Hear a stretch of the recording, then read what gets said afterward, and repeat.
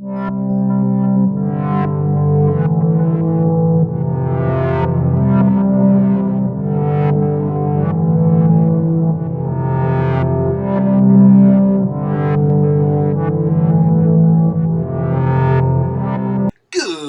morning. It's 8 a.m. 8 a.m. 8 a.m. on a Saturday morning. And you know what that means. It's time for Saturday morning cereals. As always, I'm your host, Paul. It's been a long week, kids. I'm telling you, been sick as a dog, got COVID, then got sick on top of after I got off the COVID. It's been rough. But I'm still putting these Saturday morning cartoons together for you guys. So I'm still here busting my butt in the lair, making sure you guys get Saturday morning cartoons on Saturday. And yet again, I will apologize for 2 weeks ago. That was an oops. We're trying to get that taken care of. I think we kind of figured it out. Yeah. So I really mixed up the cartoons this week. I brought some cartoons back that we've played a few weeks ago. I brought some cartoons that I just introduced last week. Some cartoons we haven't shown in a while. I just kind of wanted to mix it up. I think I showed Visionaries and Humanoids and stuff. Maybe a few more times than I probably should have. But here you guys go. We're going to bring you the first cartoon of the weekend. Unless you guys were watching cartoons before this, then this is the first cartoon of my show for this weekend. And that is Robocop. Yes, Robocop episode 9. 9, it doesn't seem right. And it's weird because, I still go on this, man, I love Robocop. I love Robocop 1. I love Robocop 2. Robocop 3 is Robocop 3. I even like the remake. It's a little awkward, but I still like it. It's a cool looking Robocop. And it's weird seeing Rick Flag as Robocop. Yeah. But here you guys go. We're going to do Robocop episode 9. And that is Night of the Archer. And I think it's funny, because you watch these episodes and you look at it, and at the end, Orion Pictures still had their hand in the cartoon. So it was Marvel Comics, or Marvel Sunbow, doing the Marvel Action Hour, introducing Robocop, a rated R TV show, rated R movie that they brought back as a Saturday morning cartoon. Hey, I don't know if anybody knows this, but they're finally releasing on Blu-ray soon the Robocop TV series / TV movies. Those were actually pretty good. I enjoyed those because they're more of the... No, they're not is nowhere near as violent as the first movie, but they're more in the vein of the first movie. I liked it. I still have the VHS tapes floating around somewhere in my VHS collection. So, here you guys go. I'm going to introduce it for the last time. That is Robocop Episode 9, Night of the Archer. Enjoy. Detroit, the near future. Officer Alex J. Murphy and his partner Ann Lewis fight to rid the decaying city of the criminal element which infests it.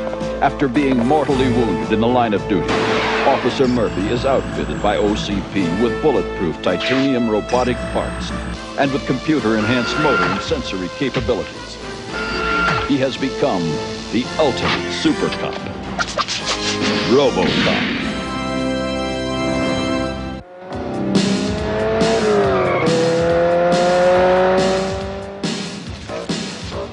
This place is like a ghost town. Where is everybody? No signs of life. All units in the vicinity. A 459 in progress at the OCP meatpacking plant. Grid plate 78, subsector 13. Metro West, this is Robo 1 responding. We'll take this one.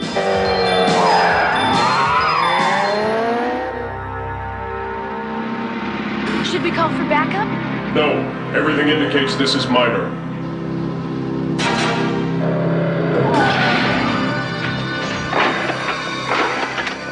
You stay here. Murphy!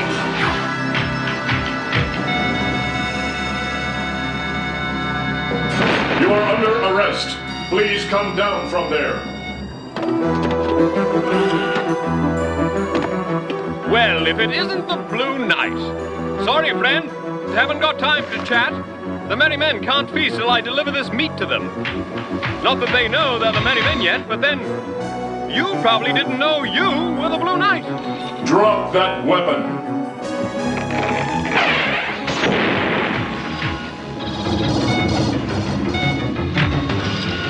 Lewis!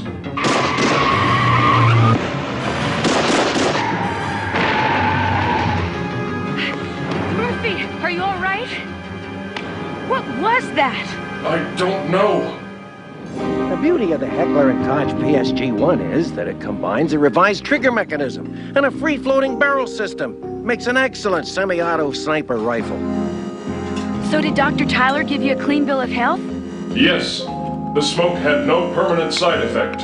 I checked our computer files. We don't have a thing on anyone that fits your description of the perpetrator. I know. Say, Saki, did you hear about Robocop? He let some hoodlum steal a truck loaded with fresh meat right out from under his nose. Why don't you say it a little louder? I don't think they can hear you across the street. We interrupt our regularly scheduled program for this special bulletin. This is Casey Wong. I'm reporting live from downtown Old Detroit, where a man calling himself the Archer is passing out free food to the poor and unemployed. Ladies and gentlemen, I give you the Archer. That is the man. Are you sure? I am positive. Archer, level with us. Who are you? Who am I? Casey, I am your memory. I am the memory of this city because up until now, this city has forgotten those I represent. The poor, Casey. They are the forgotten people. The homeless, the hungry, the hated. I am a friend to the forgotten. I am your memory here to remind you all that these people need help.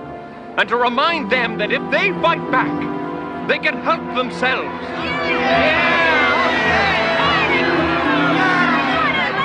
And people of Sherwood, or Detroit if you like, help yourselves.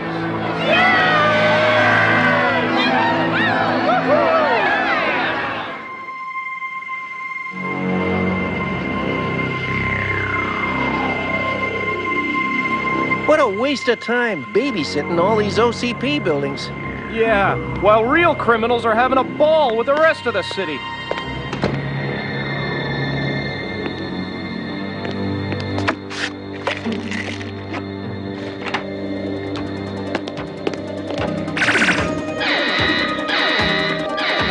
Get some light on that building!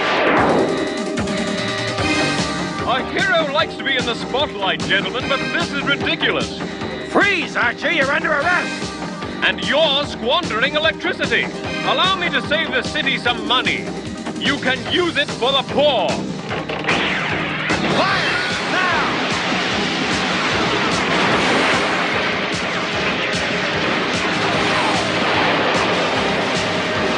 He's over there! Hold your fire!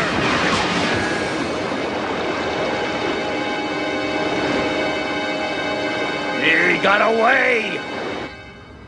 He's kind of romantic, like Robin Hood. Who?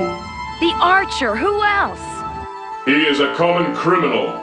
I don't know. His heart seems to be in the right place. He's just trying to... All units in the vicinity, there's a disturbance at the Delay Free Health Clinic. Grid plate 69, subsector 13.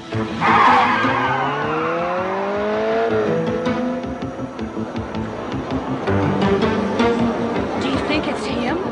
Who? The Archer! I hope so. Got him. There sure are a lot of people here, Murphy. I hope we don't have any trouble. There will not be any trouble. Archer, you are under arrest. please come with us peacefully. You talk about peace and you point that cannon at me. I ask you, friends, is the man confused? Do you always communicate through a gun? How about putting it aside, metal muscles, and we can talk about what's bothering you?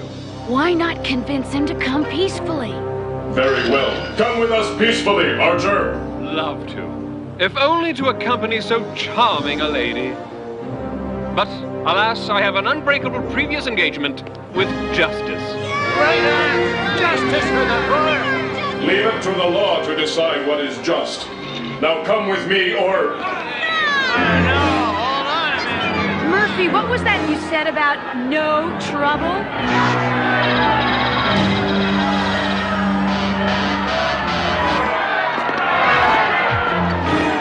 Au revoir, my lady. Goodbye to you all. I'm off until the next time, when the forgotten are remembered. You can run, Archer, but you cannot hide. An earthquake prediction by renowned psychic Dean Vixen has thousands of Southern California residents packing their bags and leaving the state. Vixen has claimed that Los Angeles will be under the Pacific Ocean by next week. But first, Archer Mania has swept the entire city. Toyco, the #1 toy company in the country, has licensed the Archer's likeness and reproduced it on every conceivable consumer product. From t-shirts, to dolls, to posters.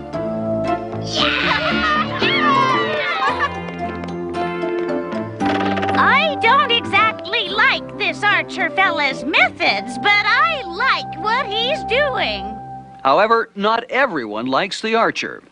Here with me today is Walter Maddox, President and Chief Executive Officer of Consolidated Dynamics, and he is definitely not a member of the Archer fan club. I should say not. The man is deplorable. He's a madman. If he can get away with these terrorist activities against omni-consumer products, then Consolidated Dynamics could be next. The police must stop him. Now.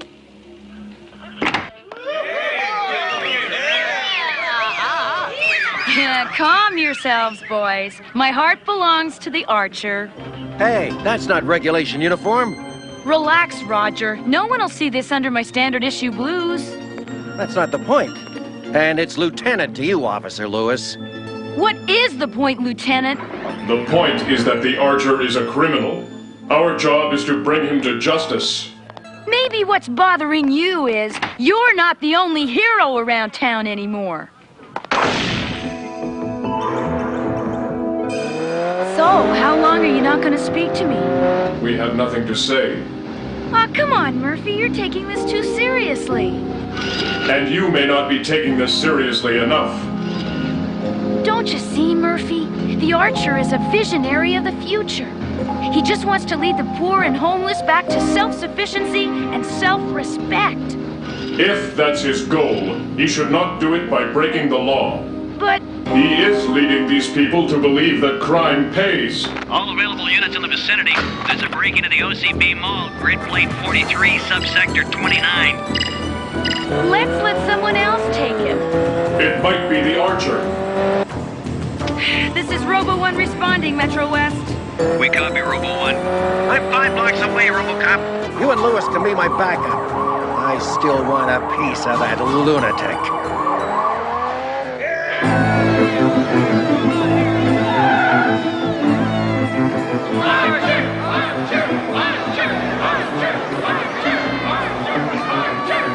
Come on, don't be shy. Here's a whole new wardrobe, courtesy of Omni Consumer Products, the company you can count on when you feel like being overcharged. You look a little chilly, ma'am. The sweater will keep you warm if you get too close to the cold hearts of the OCP bosses. Oh, it's beautiful. It couldn't be wrong to take it from a man like you. Oh, thank you. It's the least I can do, dear lady.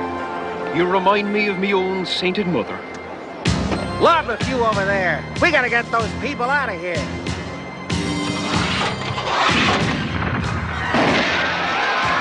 Well, seems we have some company. OCP's finest examples of police brutality, I mean. We got you this time, Archer. You're under arrest. Let's ask the public whom you serve and protect. What do you think?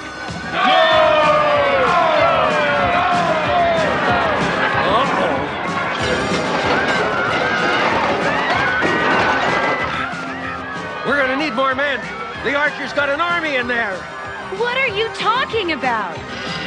His forgotten people are now his soldiers. I don't believe it. He's not a fanatical leader. He's just a man trying to help people. Oh, yeah? Well, that fanatic has got to be stopped, and I'm just the man to do it. What a jerk. I guess we better go after him.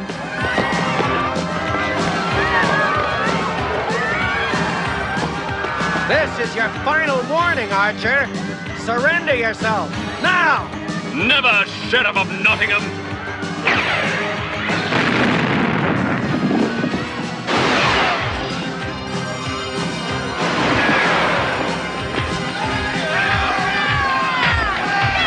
Murphy, be careful!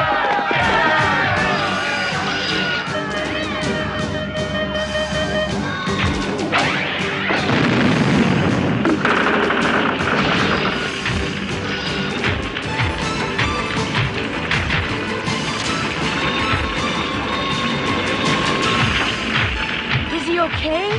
He will be fine. Did we get him? No. You let him escape? You're on report, trash can! You ungrateful! I'm telling you, Walter, this Archer business is wreaking havoc on OCP's profit structure. I sympathize with you, and you know I'll help OCP in any way I can. What I'd like to propose is...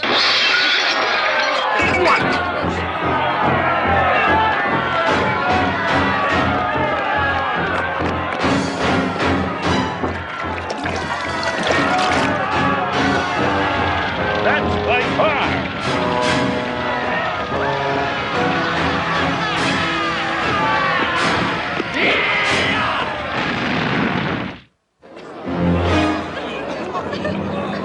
Are you all right? Yes, just shaken up a bit. Looks like it was just a smoke bomb. Be careful with these things. If you break them, it comes out of your paycheck. Those people are going to get hurt. The Archer must be stopped. I know it looks bad, but I still don't think you can blame the Archer for these people's behavior.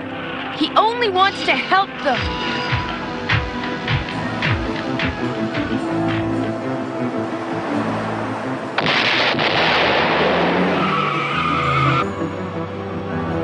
OCP has been price gouging, manipulating the stock market, maintaining a monopoly, and in general, stealing you blind. What we're doing isn't stealing. It's taking back what's yours. The only thing you've stolen is my heart. It belongs to the forgotten people. Let's put the OCP big shots out on the street. See how they like it. Let them do without instead of the poor. Profit's falling. When will it end? Good morning. I trust you've seen this morning's news? I have, and I've considered your generous offer, Mr. Maddox, but I'm afraid OCP is not for sale. Not now, not ever. But this could be your last chance. The Archer has vowed to take OCP down. You'll end up with nothing. This way you can walk away with dignity. And $100 million cash. I started this company with nothing, and I'm prepared to end it with nothing. Good day, Mr. Maddox. Little Johnny here has trouble breathing. All because of OCP's air-polluting factories. Just listen to him cough. It's time to end pollution and save little Johnny's lungs. To the OCP oil refineries!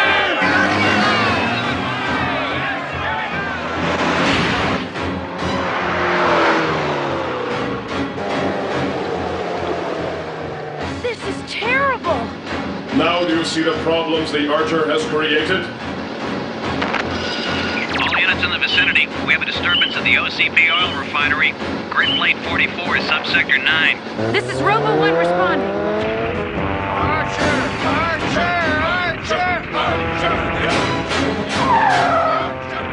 I will go this way. you take that side. We must put an end to this once and for all.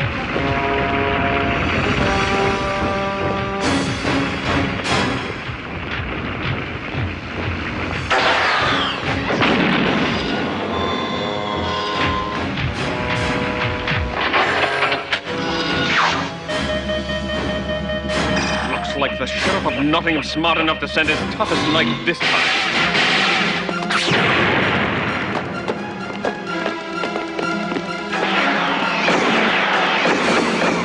Murphy! Over here! You're going to be my ticket out of here, Maid Marian. You are under arrest, Archer. Drop your weapon. One more move and she gets it. Your weapon is the one that better drop. I am warning you. Release her. No way, Prince John. Back off.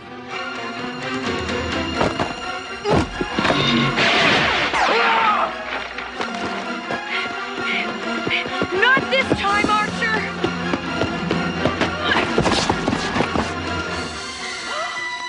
Walter Maddox! Why? Those people worshipped you! They trusted you! Why, you ask? Walter Maddox, you have the right to remain silent. You have the right to an attorney. Anything you say can and will be used against you in a court of law. Save your breath, Chrome Dome. I'll talk. It's all over now anyway. I don't care about the poor, you fools. By tricking them into destroying OCP's holdings, I was crippling OCP. So it'd sell out to me, thereby destroying my biggest rival. It was easy to make the dopes think I was their savior. Greed? All this was because of greed? But you were already rich. How much is enough? There's never enough. Let him go! Let him go! Let the Archer go!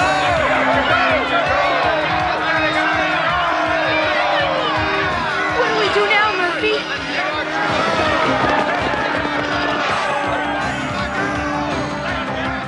I will resolve this.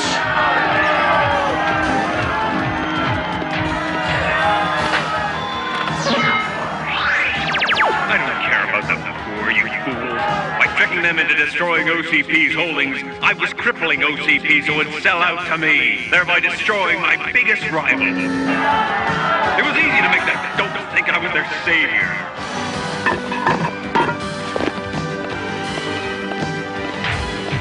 Have a nice day, Mr. Maddox. It's too bad. The poor could really use a savior. And after the arrest of Walter Maddox, it was announced that Toyco, the company that held the licensing of all Archer merchandising, was in fact owned by Walter Maddox and his company. It seems Walter was playing both sides of the fence. Meanwhile, chagrined residents of Southern California are returning to their homes today as the predicted earthquake never occurred. I suppose you're gonna say I told you so about the Archer. Go ahead, rub it in. You only wanted what I want too. To help the poor and the homeless. Your heart was in the right place. But remember, you cannot judge a man by his words, only by his actions. The Archer's a good example. And speaking of the poor, today the chairman of OCP had this announcement to make. What Maddox did was rotten. But regardless of his selfish motives, he reminded us all that the poor in this city need to be helped. I have here a proposal submitted by Robocop to provide money for the poor, collected from interest on the police pension and other city funds. We're going to institute his ideas and start helping the poor and homeless. Heroes don't come along too often, and you're the real thing. That walking coffee can a hero? Ha! Don't make me laugh. Nobody's dipping into my police pension fund if I got anything to say about it. Who needs your money anyway, you tightwad? And in case you forgot already, Robocop saved your butt the other day. Put a sock in it, lady. It's nice to see things are back to normal.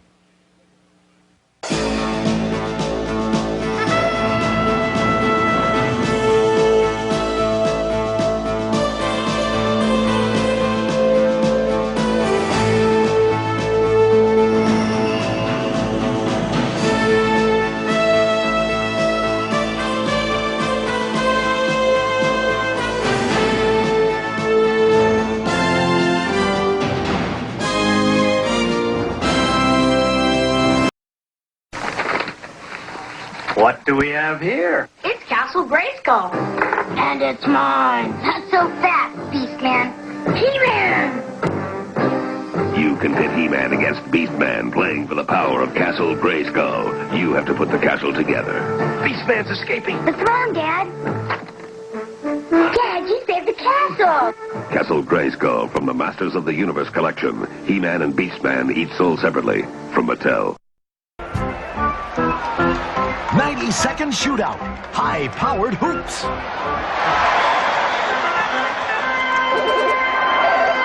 Rapid-fire rim rocket action. Take the shot. Beat the clock. 90-second timer. 7 arcade action sounds. Automatic scoring.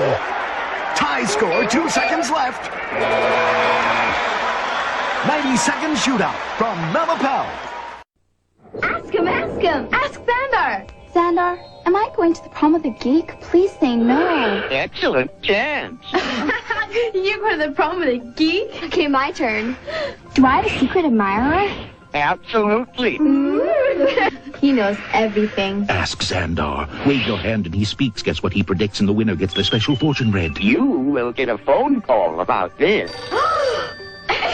Ask Xandar, the talking wizard game. Definitely. I hope you enjoyed Robocop, Episode 9. You know, I want to run out of these before too long. We're getting really close to the end, so if I can, I'm going to air the Robocop, the secondary series was Prime Objectives. We're going to hopefully be able to air that. You know, and yes, I am still planning something. I know I'm past this point, and I apologize. We hit 1,000 subscribers. We're still planning on doing something really cool for the 1,000 subscribers. I'm putting something together. I think I'm going to do maybe a giveaway during one of the episodes as it airs. So if you live in the United States and maybe not this week, maybe next week, we're going to do it during the live broadcast. We're going to be giving something away during that. That's the plan. So, fingers crossed, that's the plan. Alright, here we go. We're going to do this several months too late. I forgot Dinoriders had a Thanksgiving episode. Episode 9, again, because we just had Robocop episode 9. Episode 9 of Dinoriders was the Thanksgiving episode. I think it's weird that there was a Thanksgiving episode for Dinoriders, but weird. But they loved having holiday episodes for shows that, you know, I mean, there's a Christmas episode for He-Man and She-Ra. You know, because, you know, there's one human on all of Eternia, and that's He-Man's mom. People forgot about that. So, here you guys go. We're going to do Dinoriders episode 9, Thanksgiving. Enjoy. After years of peaceful existence on the distant planet Valoria, Questar and his people were forced into battle. The power of their step crystal ripped a hole in the fabric of time, sending them backward to prehistoric Earth. Unaware that at the same moment the evil Emperor Krulos was plotting to capture the step crystal with his own grotesque Rulan forces. And so, the battle continues in a new place and time with Dinoriders.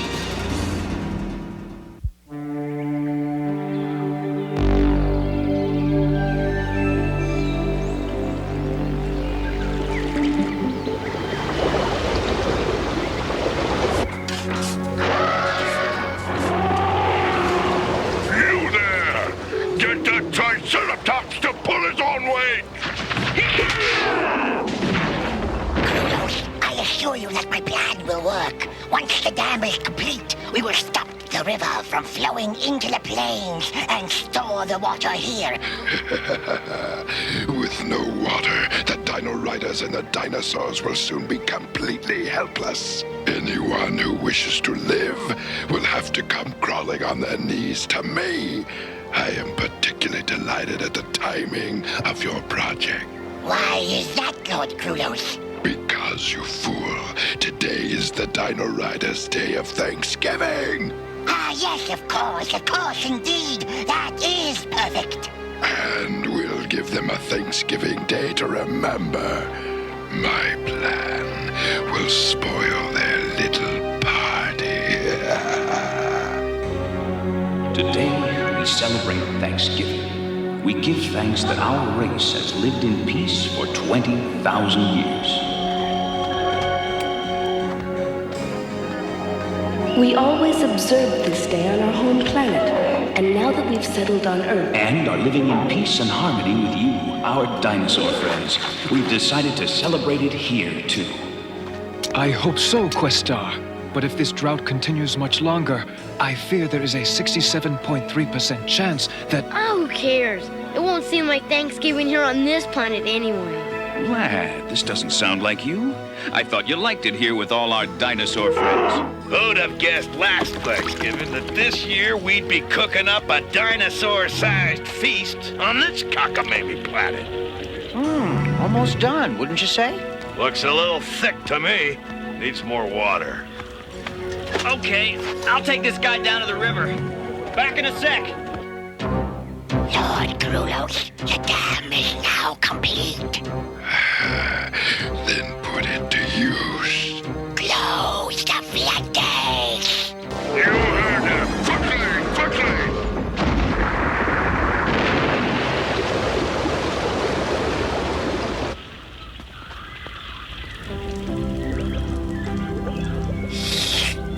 Sorry, Serena. It's just not the same. I know how you feel, lad, but this is our home now, and Thanksgiving is part of being home. Hey, cheer up, fella. Most kids would be happy to have neighbors like this to celebrate with. Questar, if it was just another day, it'd be fine. But Thanksgiving reminds me of... We've got trouble. Big trouble, Questar. What's up, young star? The river. It's gone. Come on.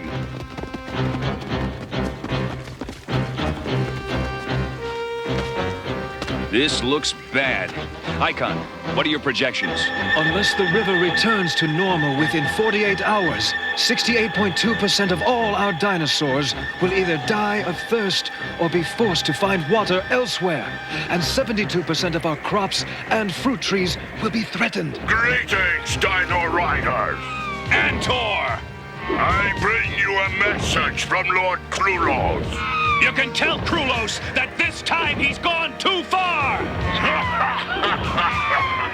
My lord has only begun. You will get no more water from the mountains. Mighty Lord Krulos has dammed the river. You Dino Riders will have to surrender to him. That is, if you want to live. I'm sorry, but it looks like Thanksgiving will have to wait. What difference does it make? With Krulos around, we have nothing to be thankful for. For now, lad. Only for now. Vector, organize some dinosaurs to search for water. Check all plants and roots. They'll be a good source of liquid. Gunner, you take another party of dinosaurs to dig irrigation canals. On my way, Questar. Questar, while I admire your attempts to face the situation head-on, according to my calculations, even if we do manage to find a small amount of water in the jungle, it will not be enough to save ourselves and the dinosaurs. I understand, Icon. But Krulos hasn't beaten us yet. Arrow, Youngstar, get airborne. I want detailed location reports on that dam. You got it. We're out of here.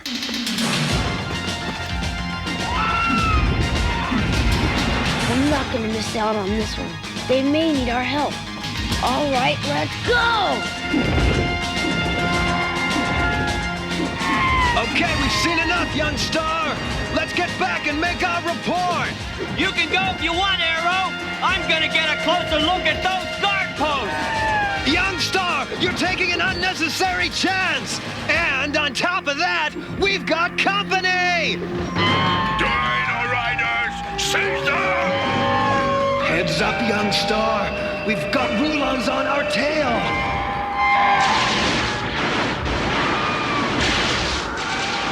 Oh, so they want to get get serious, huh? Come on, fella, let's show him some fancy flying!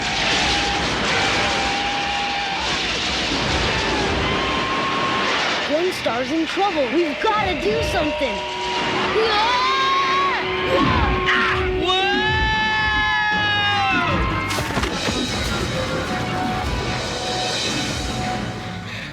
Uh-oh.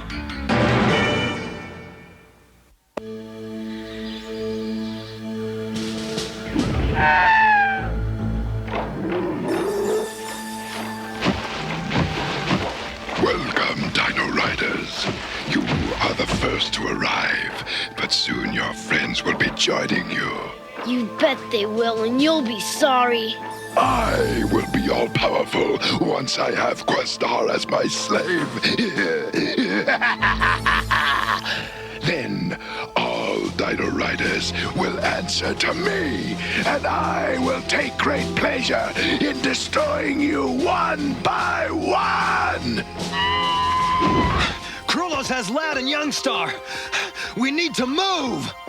Lad. I'm sorry, Questar. He must have followed us. All right, that does it.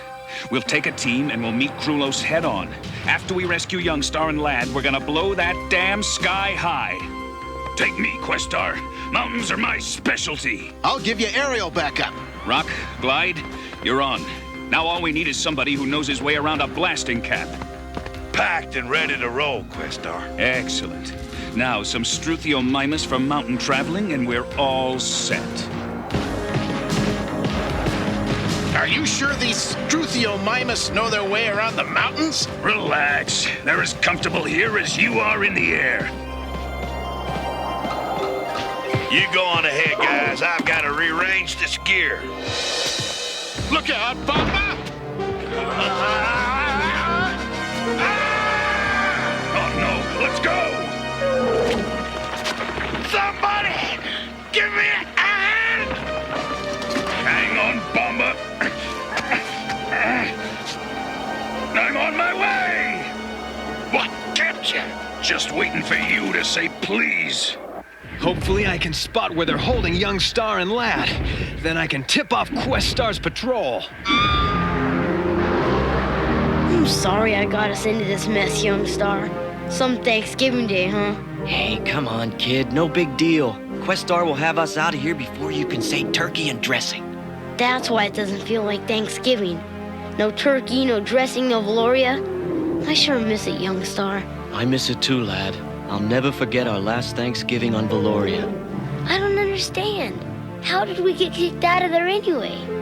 That was a pretty rugged time, lad. You were very young. You probably don't remember what happened. Valoria was the most beautiful planet in the universe. Because our civilization had lived in peace for 20,000 years, we were able to spend our time developing art and science. Life was a blast. There was plenty for everyone, and no Valorian ever went hungry or lacked for shelter. But that day, the Rulon Armada entered the Valorian solar system, everything changed. Their first attack destroyed a small scientific outpost at the edge of our solar system. Resistance has been crushed, Lord Krulos. Good, Antor. Send down the invasion force. Brain box every survivor. Brain box the sniveling Valorian at once. Now, you will do as you are commanded, Valorian. Stand up. Valorians bow to no master. Lord Krulos, the Valorians have proven unreceptive to our brain boxes. No doubt because they have the power of telepathy. But if we cannot enslave them, we will destroy them. The Valorians now realized they had to gear up for war or face extinction. Luckily, many of our scientific discoveries could be converted to military use. We were able to adapt an energy shield which stopped the Rulon attack for a short time. But everyone knew the shield wouldn't stop the Rulons for long. During that time, scientists had been completing a 400-passenger ship for space exploration. And Questar, the greatest leader on Valoria, ordered the ship to be completed immediately. A part of the ship's equipment was a new invention, the space-time energy projector. You know, the step. The heart of the step is the sacred Valorian star crystal. whose special energy has always powered Valorian society. If the step works, it should send this ship not only through space, but through time as well. Where no Rulon can follow. Where we can begin life again. Things looked very bleak as we gathered for our last Thanksgiving on Valoria. This was the day that Krulos chose to launch his final all-out attack. The Great Shield was destroyed. Greetings, Valorians. We now know you are resistant to our brain boxes. You are therefore useless to us. Prepare to die, each and every one of you, down to the last child. The huge ship, with 400 Valorians on board, was able to launch just in time. But Krulos was determined. He pursued us in his command ship, the Dreadlock. Questar, the Rulons are right on our tail. Turret, activate the step. The step may not work! We're losing power! The Valerians must not escape! Lock on the tractor beam, now! Things looked very tough. Turret, the Rulon tractor beam is giving us a power surge. Try the step again. And this time, thanks to the additional power, the step had enough energy to open a hole in the fabric of time and space. After them! Don't let them get away! But Krulos and the Dreadlock were pulled through as well, and both ships were deposited here on prehistoric planet Earth, 65 million years into the past. Wow. I guess we're lucky to even be alive. Yeah, and that should be enough reason for Thanksgiving, right? Yeah. If it weren't for Krulos, this could almost be a great day. Don't worry about Krulos. I think Questar can take care of him. You know, young star, you've reminded me of something else. What's that, lad? What it means to be a Dino Rider. So, Questar finally arrives. Lord Krulos, what if they reach my dam? They won't. Andor! Yes, Lord Krulos. Launch an all-out defensive attack at once! Brilliant, Lord Krulos. If you can hold the Dino Riders back, they'll soon be dropping everywhere from thirst. Yes, nothing would please me more than to have Questar crawl to me for a drop of water. Here's a Thanksgiving present for you, Dino Riders! Spread out!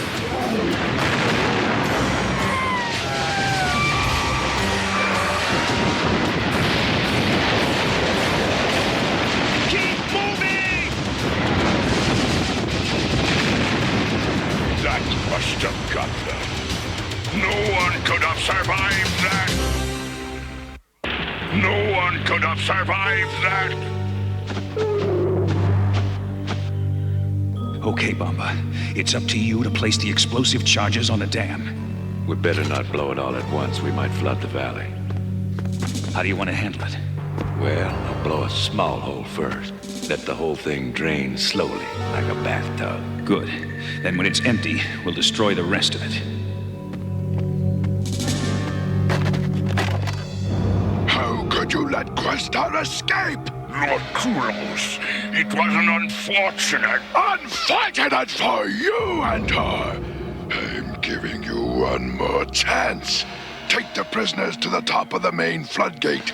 Should Questar make any attempt to blow up the dam, he'll be blowing up his own people as well. All set, Questar. I'll blow the dam at your command. What's that? Young Star and Lad? I've got to warn Questar not to blow the dam. Down, boy, fast. All ready, Bomba? Prepare to blow the dam. On my command. 1, 2, 3... Stop, Questar! Hold it, Bomba! You can't blow the dam! Krulos has Young Star and Lad. They're being held prisoner in a cage at the top of the floodgates. Phew, that was awful close. Okay, now what do we do? First, we've got to rescue Youngstar and Lad. I have a plan. If we could create a major distraction of some kind, I could get above the dam and then glide down to the floodgates, open that cage, and free Youngstar and Lad. Very good. And I know just what that distraction should be.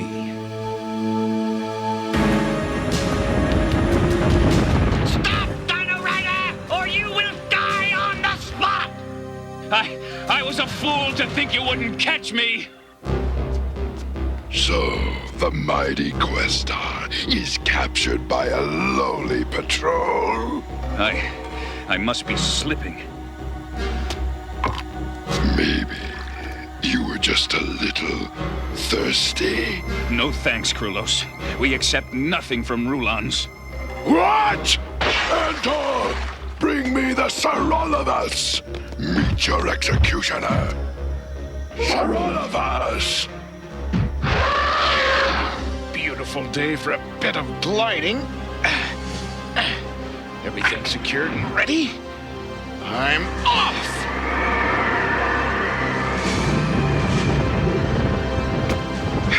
Hi, guys.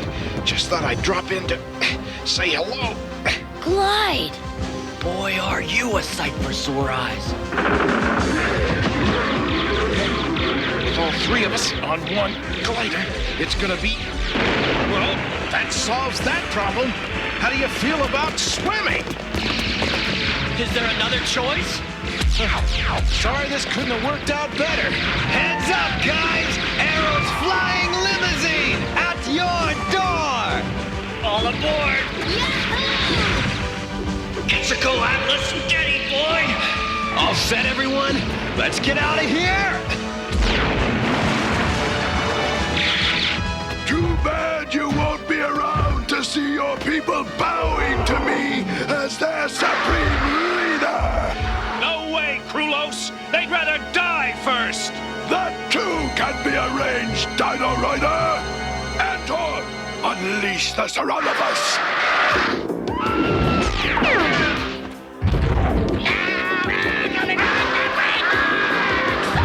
You are still my prisoner, and your people will bow before me or die of thirst! Not this time, Krulos! Your evil plan has come to an end! Now, Rock, it's time. You may think you've stopped me, but you've just executed your own men! Sorry to disappoint you, Krulos! No! No! Ant-Men, attack!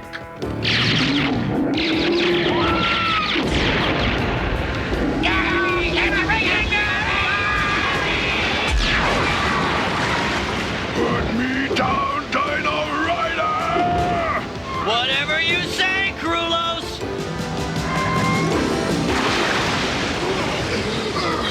You'll pay for this, Questar! I promise! Time to go home! Time for that!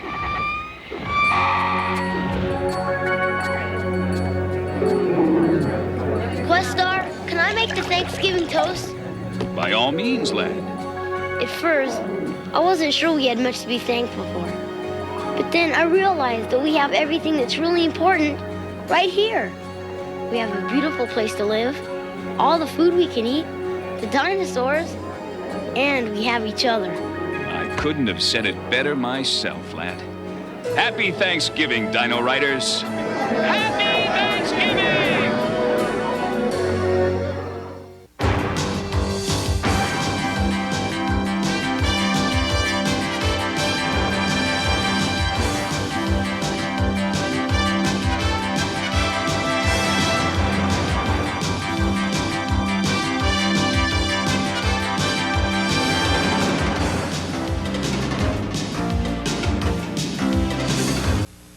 Give me an X!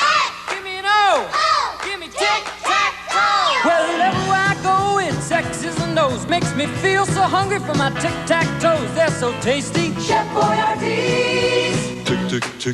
Tic-tac-toes. New tic-tac-toes, a good hot meal. And when you get 3 X's or O's on your spoon, you win. Thank goodness for Chef Boyardee. Tic-tac-toes. With and without meatballs. Why my mom should take me to Showbiz Pizza by Jeffrey Allen Adams.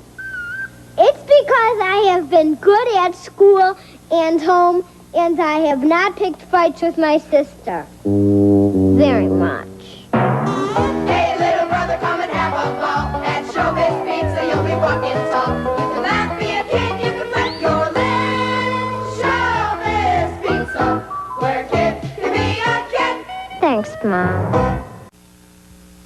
You work so hard, now have some fun. And yum it up with a new kind of bubble yum. Yum it up. Lemon and lime at the same time. 2 flavors in one. Yum it up.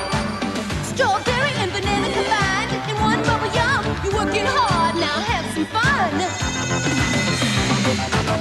Yum it up with bubble yum bubble gum. I love to yum it up.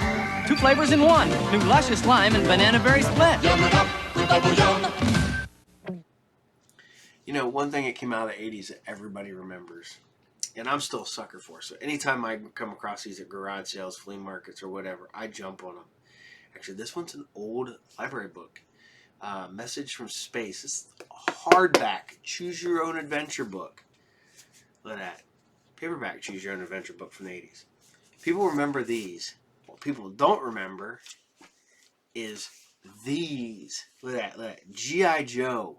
Choose your own adventure book, except for it's find your fate. It's the same damn thing.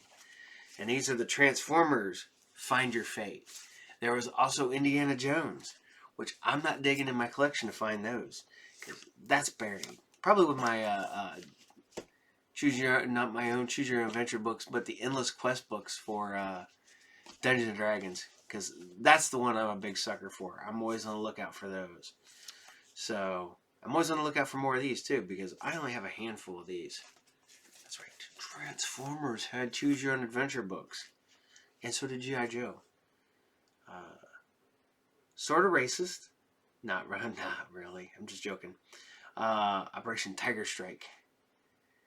Because, of course, you gotta have ninjas, and you gotta have tigers. So, but people forgot these existed. People love these. But these are just as cool. These are awesome. These are awesomer. At least for me, because I'm a G.I. Joe and Transformer guy. So, alright. I hope you guys enjoyed Dinoriders, Episode 9, Thanksgiving. And you know what? If I'd have found this, I would have aired this on Thanksgiving, which would have been funny because I don't think I was far enough along. Because I would have showed Episode 9, then I would have had to go back and show it again in order. Because I'm very, on that.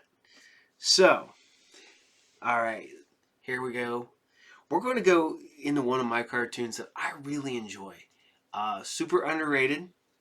Aired the first episode last week. I've gone on the whole thing about this was not in my market. I'm going to go into a little bit about markets here. Yeah, you had your CBS, your NBC, even Fox. But Fox channels, before they were Fox, a lot of those had syndicated shows. And you just didn't buy it. Because, I remember, our syndicated Saturday, our afternoon shows were, G.I. Joe, Transformers, He-Man, and then they'd mix it up. So, sometimes it was, Brave Star was in the morning, but if you turn it on one of the other channels, it was Brave Star was on in the afternoon. Sometimes you had, Robotech was on in the afternoon. On another channel, it was on in the morning. Sometimes you didn't get it. Cartoons that I didn't get till later that I enjoyed, which was Galaxy Rangers, Saber Star Sheriff and the Saber Riders. Those were like, Voltron type stuff. We didn't get those in our markets. Found Galaxy Rangers in the Indianapolis market when I went to visit my family over there. You know, there were other markets, especially Saber Riders, which we didn't get around here. I didn't get around until later when I found that. Voltron, same way. I know people who didn't even know anything about the vehicle robot Voltron because their market didn't get it. I didn't know that not all markets got Robotech up until relatively recently. I was talking to a guy at a convention. He told me that he didn't know about Robotech until in the 2000s. He'd always heard about it, didn't know it was on that it was on American TV until he was an adult. So, all right, guys, this is Adventures of the Galaxy Rangers. We make fun of this because there was all these, space cowboys. And they're like, well, which one? It was the Space Cowboy one. Well, which one? Was it the one with the Native American guy and Texas? No, that's Brave Star. Well, is it the one with the robots that form a giant robot, kind of like a Voltron? No, that's Saber Riders. Is it the ones when the cowboys riding around on the mechanical horses, flying around? Yes. That is Adventures of the Galaxy Rangers, because for some reason, in 1 year, they decided they needed 3 of them. So here you guys go. It is Galaxy Rangers, Episode 2, and this is The New Frontier. Open the jaw, Grid. The powers of evil control Castle Grayskull. Oh yeah, Dad, what's Ram Man's power? I'll get us inside, He-Man. Ram Man, He-Man, and Castle Grayskull, each sold separately. You have to put the castle together. Ram Man, use your head. I just did. Not that way. We have a prisoner. Good. Who's the prisoner? You are, because we have the power. Oh, no. Ram Man and He-Man from the Masters of the Universe collection, each sold separately. Castle Grayskull also sold separately from Mattel. It's unacceptable! Look! G.I. Joe is beating us in the snow! G.I. Joe is fighting Cobra the enemy on land and sea and air. G.I. Joe, American hero. And he's beating us in the air! Joe's chasing Cobra in a desperate race. Soaring and diving in a great sky chase. A real American hero. There's only one man who can help us. It's him. What's in store for G.I. Joe? Find out in Marvel Comics. Hey, I'm going through my collection of stuff lately and trying to move stuff around and whatnot. You guys remember when Battlestar Galactica put out books, both comic books in novel form and books, back before we got the things. I love how it says Battlestar Galactica, Stan Lee Presents, because it was Marvel Comics. And, Color Comics. And this is kind of cool. I mean, they did the same thing with Star Wars. I'm always a sucker for these. These were hit and miss. Not gonna lie. Not gonna lie at all. Very hit and miss. I got more of these, but it's the only one I can find right away. Not a fan of this book, The Young Warriors, but they did release some other ones that were actually just, novelizations of episodes. So, but they're hit and miss for me. Some people love them. All right. Hope you guys loved Galaxy Rangers this week. I had people asking for space cartoons, which I'm doing some space cartoons. With like Dinoriders, I guess, is a space cartoon. And Galaxy Rangers is a space cartoon. But we're going to bring to you Mutant League. That is episode 3. Mutant League, based on the video games. This is a 90s cartoon. I know people, I do 70s, 80s, 90s cartoons. Anything that's I watched when I was a kid. Yes, I was an adult by the time this one came out. Not gonna lie, I'm old. But I remember watching Mutant League. Was completely unaware of the video games when I was watching Mutant League. I'd get up and watch it when I would get home from or get up to go to work on Saturdays. Not a big fan of getting up early on Saturdays as an adult. But it is what it is, I guess. So here you guys go. This is Mutant League episode 3. Have fun. Enjoy. Today on Mutant League, Bones Justice faces the biggest challenge of his life as he becomes a fugitive from the law.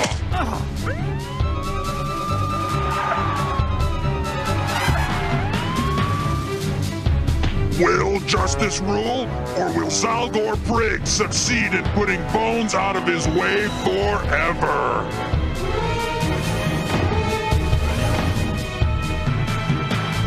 Stick around and find out on Mutant League.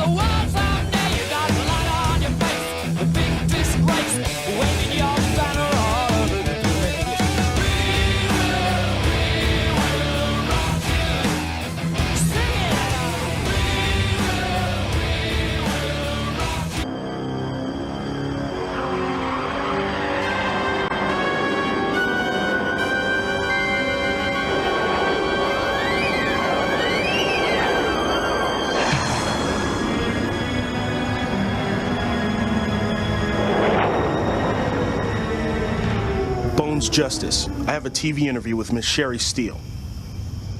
Yes, Mr. Justice. We've been expecting you. You're clear. I'll be rooting for you against the Derangers. Thanks. No, thank you.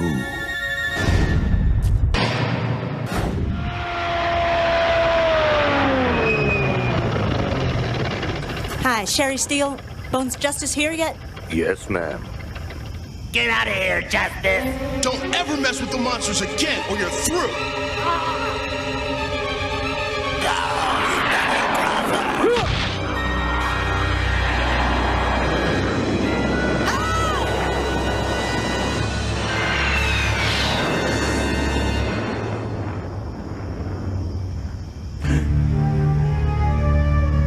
I can't believe he did that!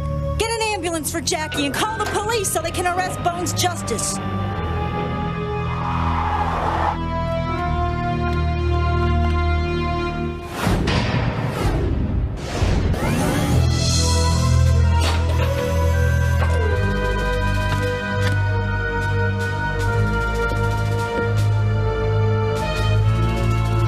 Hey, Sherry. What's with the ambulance? Somebody hurt? How dare you! You two-faced mutant freak! You just massacred Jackie LaGrange! Easy. You're making no sense. I can't believe you. You're just the lowest of the low. Look, I don't know what you're talking about, but I don't have to take it. I'm out of here. I'm afraid not, Mr. Justice. Get a camera crew over to the prison. Bones Justice just threw Jackie LaGrange in front of a car. What? I thought you were a fake, pretending to be a hero when you're really a thug. I didn't hurt LaGrange. Oh, save your lies for the judge. Prig, I need time. I'm innocent. That's the truth. Then why are you running, Justice? Attention all units, attention all units. The mutant Bones Justice is wanted for attempted murder. Approach with caution. I'm on him. But this mutant can move. Don't worry, he's headed for a dead end.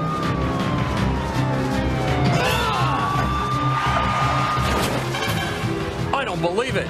Justice ran right through a reinforced security door. Bones Justice is wanted by the police for the attempted murder of Jackie LaGrange. Finally. he's out of my hair. The cup is safe.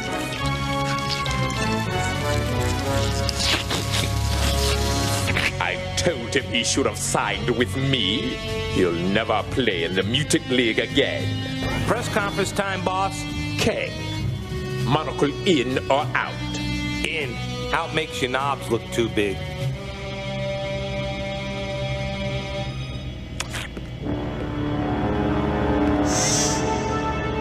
Mr. Prigg, will the Mutant League ban Bones Justice? Speaking as commissioner. And by far the most successful mutant ever to hold office. I'm asking Bones to surrender before he hurts someone else. That doesn't answer my question. Ooh, aren't you feisty? No, I will not ban him until he is convicted. He is, however, suspended pending an investigation. Now that Bones Justice has been suspended, how will the monsters cope? MLSN will have an exclusive report at halftime. We put too much pressure on him and he finally cracked. And just when we were getting good, George! No way Bones did it. He wouldn't go out like that. I saw him with my own eyes. What's your proof? I don't need any. Interview over. Get stepping. So how'd you set him up? Set him up? He called me for a meeting. He told me you called him. Check it out. Something's up here. The Jackie Lagrange report is ready for Zalgor.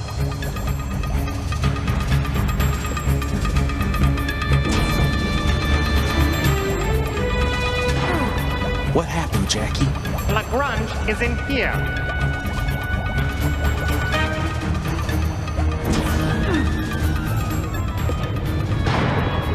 He hasn't uttered a word since the accident. He is completely incapacitated. Marvelous. Let's go. Oh, if he recovers, he may be slightly distressed about the car incident. Tell Kang to make sure he's compensated. Bones is out of the next game, and that's all that matters. We'll see about that. It's a sellout crowd for today's basketball game between the Monsters and the Derangers. The big question on everyone's mind, how will the Monsters do without Bones Justice? Taco delivery for the monsters. No one's allowed access until Bones Justice is caught. I'll have to take those. Oh, yeah, right. And I'm sure you'll give me my tip, too. Come on, do I look like Bones? I got a job to do. I guess it couldn't hurt.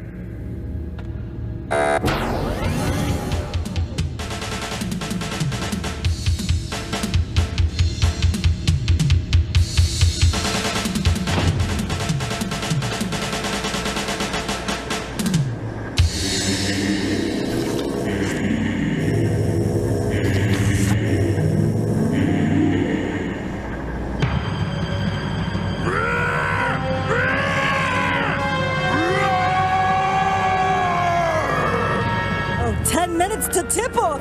Superstar or no superstar, darlings, we gotta play.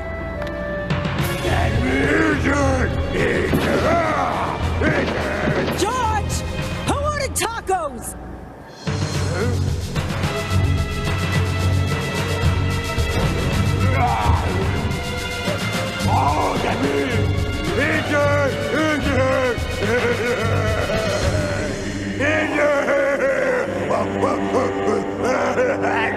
Hey, focus on the game! Mo, Sputer! Oh, without Bones, we're through. Who says you don't have them? What? Monsters. Bones! Shh, hold this for me.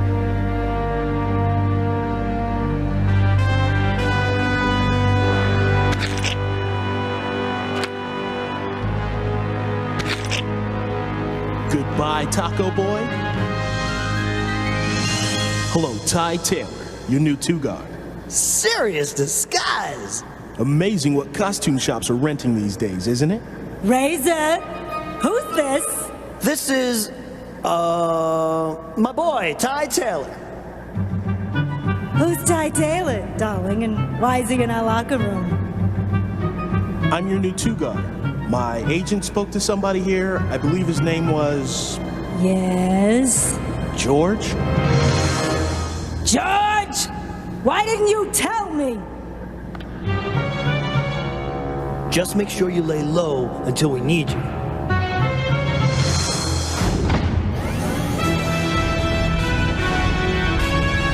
At the end of the first half, it's the Boneless Monsters trailing the Duranger 63-58. Now it's time for our special report on the question everyone is asking: where is Bones Justice? To help find an answer, we look at where he came from in today's player profile. Brought to you by Grip Industries.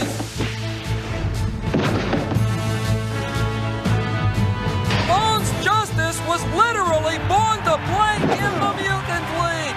At the tender age of 10, he watched his father run wild on the way to what should have been the Monsters' only championship over Zaldor's Slay City Slayers. By the end of the infamous day, Bones' father had disappeared and young Justice was left to wonder what happened.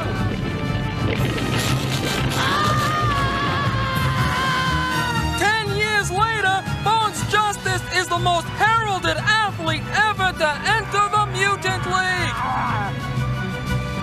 As an homage to his father, Bones spurns Zaldor Frick's record-breaking offer and signs with the last-place Monsters, pledging to bring decency and fair play back to the league. Alas, the Justice family dream of a championship for the Monsters may never come to pass. We're back in the Doom Dome as the Monsters try to come back against the Durangers in the second half. Raze, it's killing me not playing. We're only down by 5. You can't risk blowing your cover yet. Nothing inside in the second half, Scaly. That's it. I'm going in.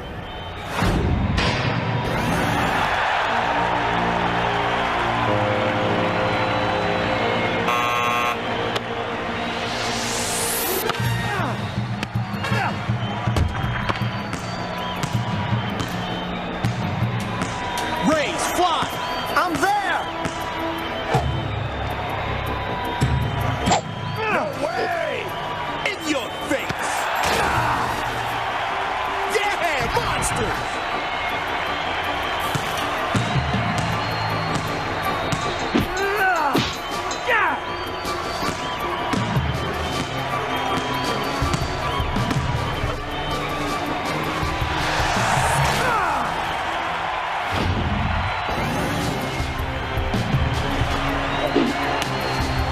Defense! Come on, bring on the noise!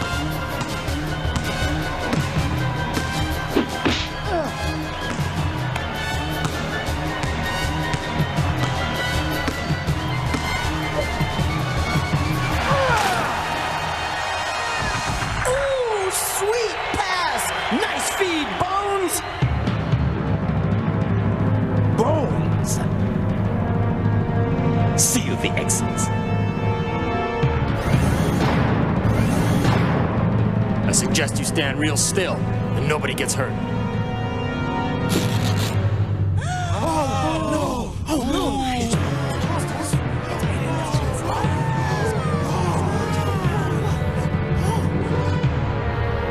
Put in a call to the warden. He's about to have a guest. Forever. So, Mr. Justice, I received a call from an influential acquaintance of yours. He insisted you never leave this place alive. Think again! I must say, I don't mind obliging him. Full cyclotron current, quite impenetrable. They're all over the prison.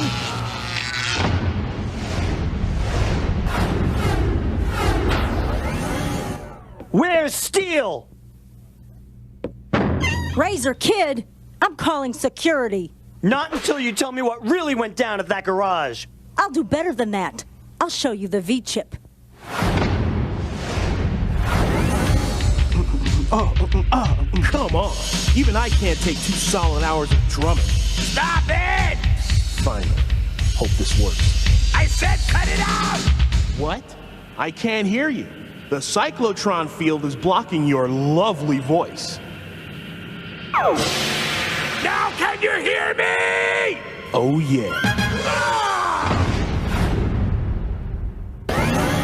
Don't ever mess with the monsters again, or you're through.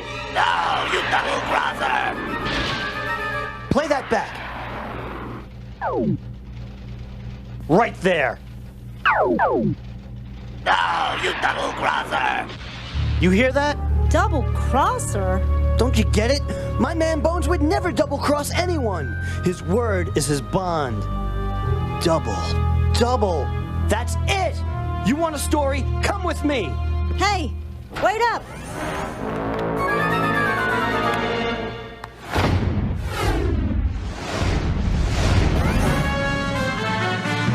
Sherry Steele for MLSM with a breaking story in the Bones Justice case. I'm holding a synthetic double of Bones Justice, which was rented to another mutant the day before the Jackie LaGrange incident. Rented? King! The police are undertaking a full-scale search and expect to find the mutant soon.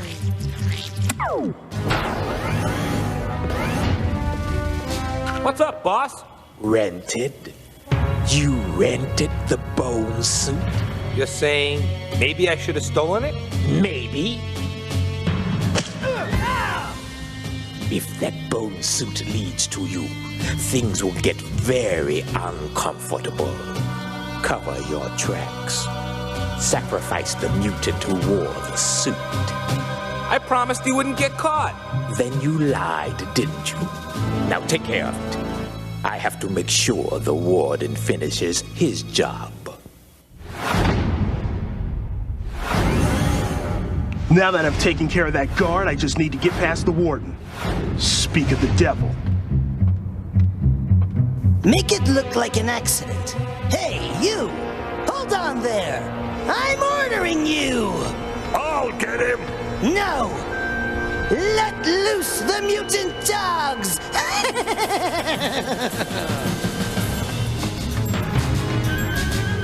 Pardon moi!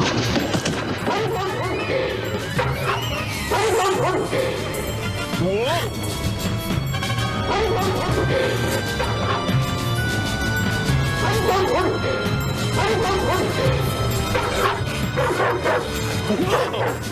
I've got to break through that wall! Ah! Cyclotron circuit!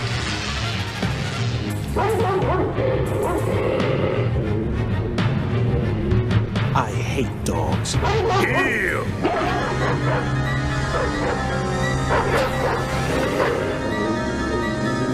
Why are you doing this? Some people don't belong here, no matter what Prig says.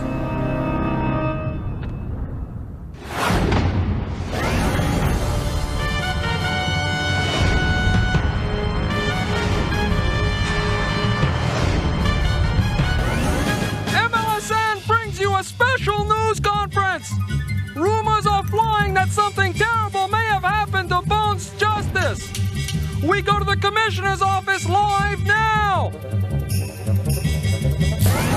Thank you all for coming.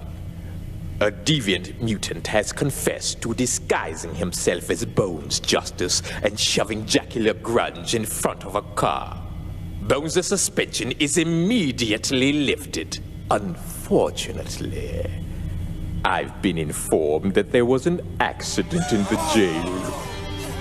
Bones Justice is right here.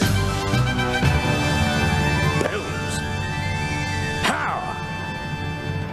Delightful. Gotta credit Razor. He's the one who figured it out. How do you know someone rented a suit? We didn't. We took a chance and hoped it was true. If it was, Prig would have to reinstate you. You took a big risk going on the air with that. Thanks. Bottom line is the monsters are back together, and once again, we kicked Frigg's butt to the curb. I just wish I could have pinned it on him. I know he was behind it. Don't worry, he'll get his. I'm more sure of it every day. MLSN's replay of the day! Even when disguised as Ty Taylor, justice could not be denied! He put on a display that can only be described as awesome! Stealing the ball from a multi-limbed Grim McSlam is difficult enough, but a play like this, wow! Talk about talent! Razor Kid showed his stuff as he slammed the ball for an ultimate victory! Way to go, monsters!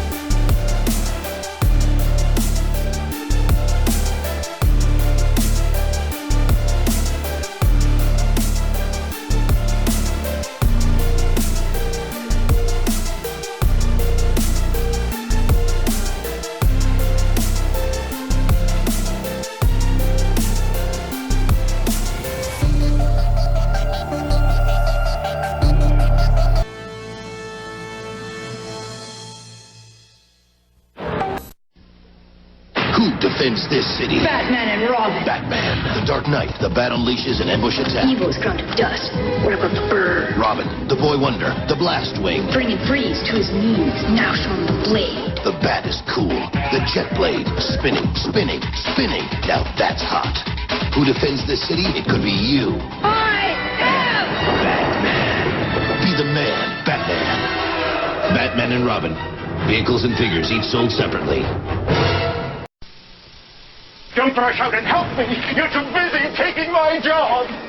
You know, I used to be the scariest thing in this house, but now they've got new tenants.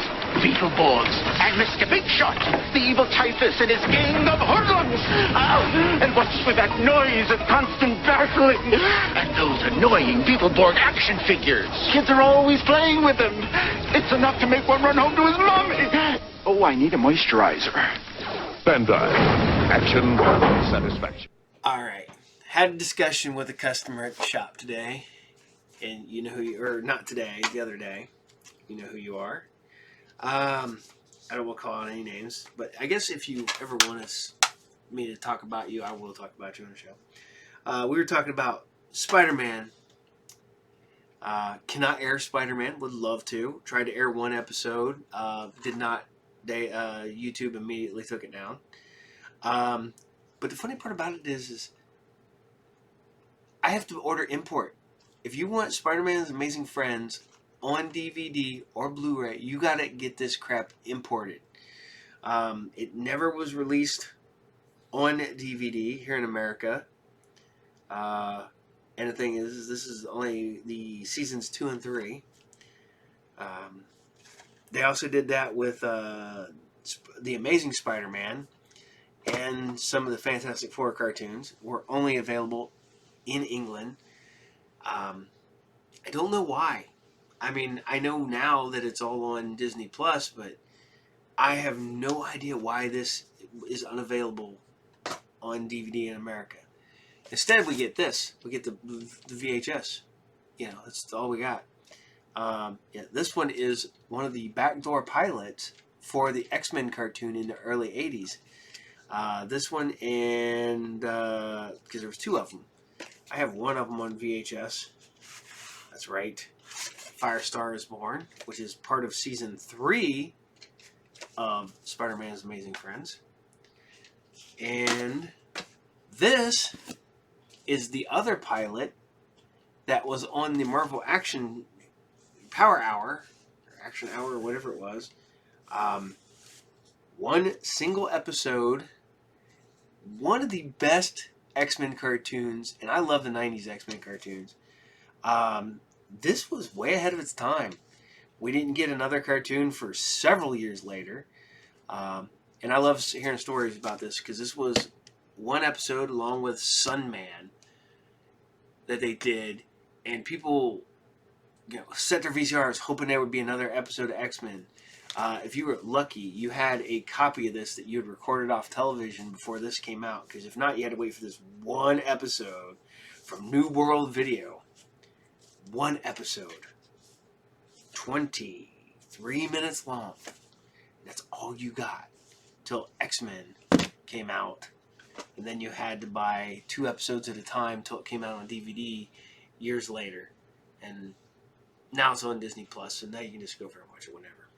All right, here you go. As I way off topic on that one, sorry. All right, we're going to bring to you Skeleton Warriors. Skeleton Warriors. If you watch till the very end of this episode, you'll notice a famous comic book artist worked on this show. That is Neil Adams. Neil Adams, who worked on Batman, X-Men, Continuity Comics, which people don't remember, but I love Continuity Comics. Deadman.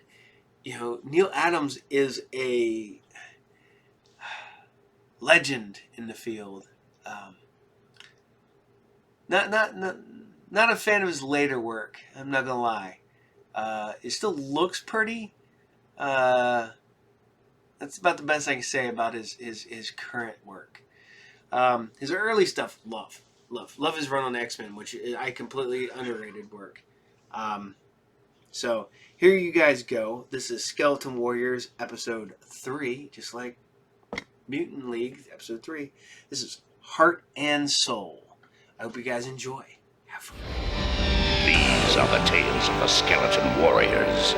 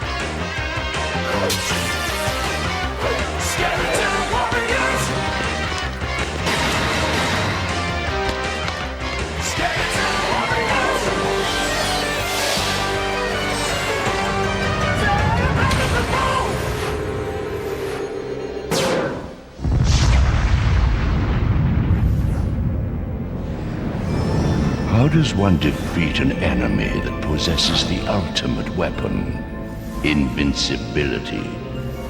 Worse still, how does one defeat an enemy that exists within one's very soul? A battlefield can exist in many places, including within one's own heart.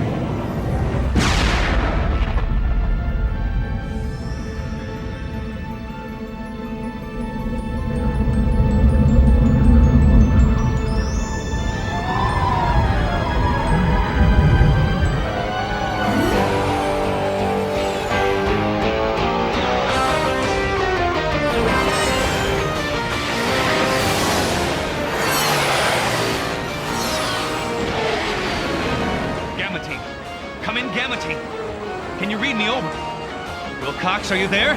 Answer me! We've pinpointed the target. We're moving into position. Skeleton Warriors! They're everywhere! Fall back! Fall back! That's an order! We're surrounded! They didn't hear you! We've lost the uplink!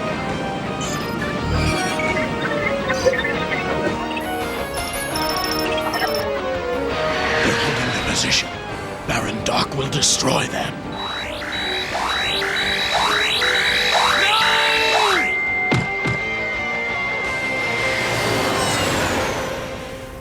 Almost makes me miss my flesh. Such utter annihilation would give me goosebumps. The humans have piqued my curiosity, however. What in the world has made them willing to fight us so fiercely here on this dismal bit of swamp? Why do they insist on fighting us at all? How many battles must they endure before they realize that we are invincible? For the Legion of Light! Legion of Light? Oh, please.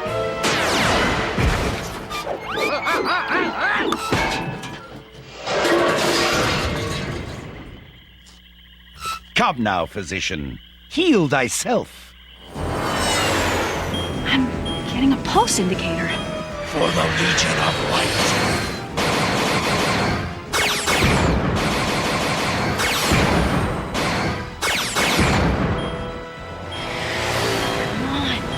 Where are you?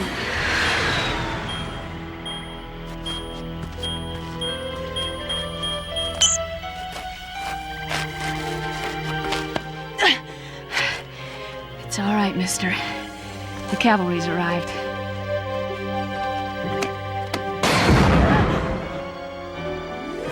What? Leaving so soon? Oh, no! We wouldn't hear of it, would we? Why, the party's just starting. Hold still, and this won't hurt a bit. Well, maybe a bit. Actually, it'll hurt a lot.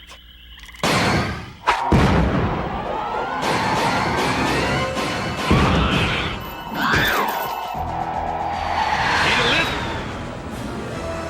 You did good work down there, soldier.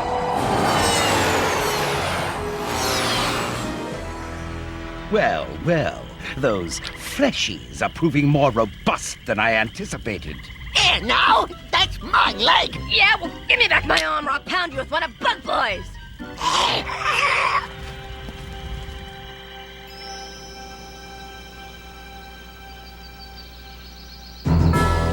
I can finish here, Madden. Alert the others. We'll head for the new camp as soon as Gamma Team returns.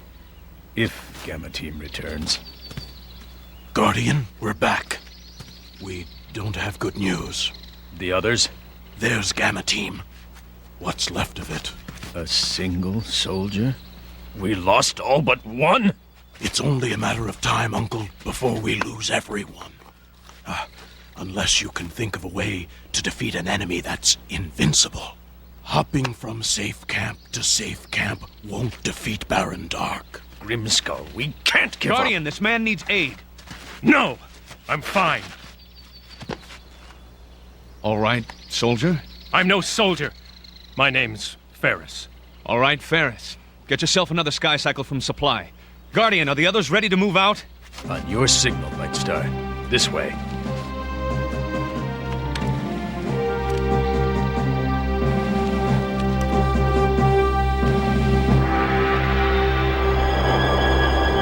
How am I supposed to make heads or tails of this two-dimensional gobbledygook? Where's my holoputer? Holoputers require energy.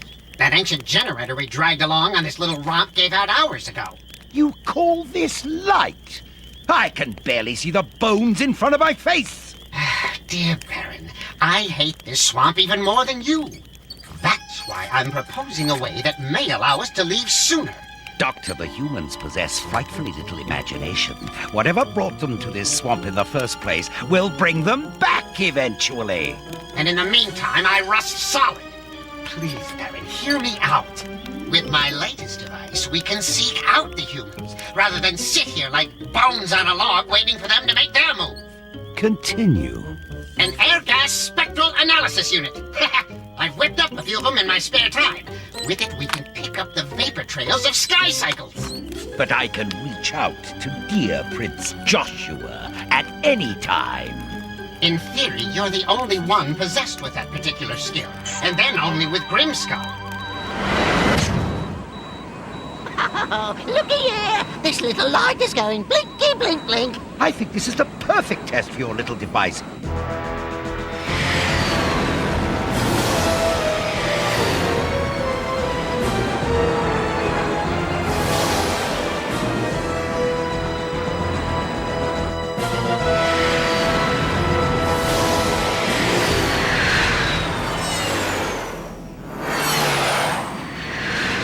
the bike?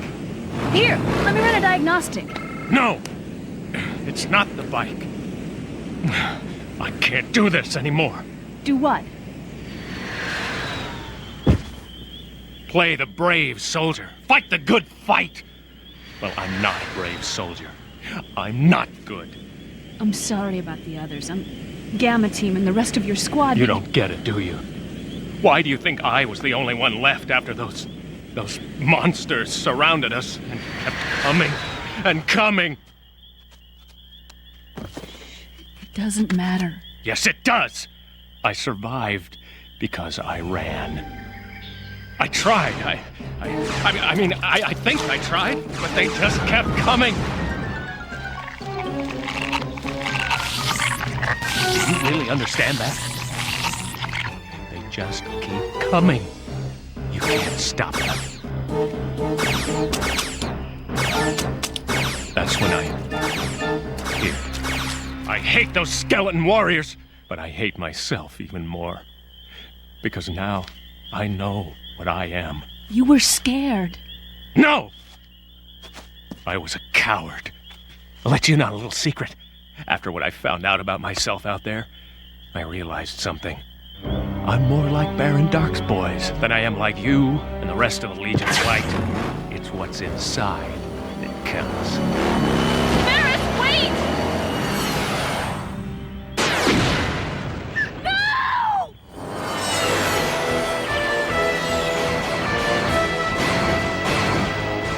If I'd known we'd have this much luck, I'd have brought reinforcements! You're welcome! It can't be! They found us! Ferris! Ferris!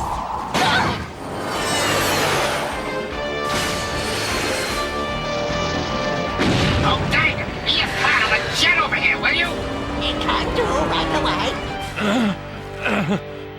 My, what have we here? A runaway! How promising. Really, Dagger, I thought you knew how to drive! You wanna walk? It's fine by me.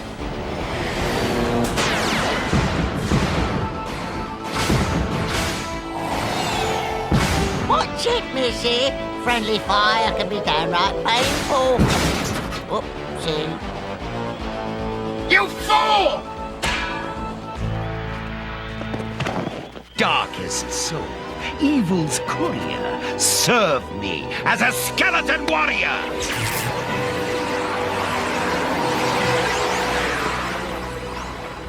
Score another one for our team! Yeah! Ferris, no!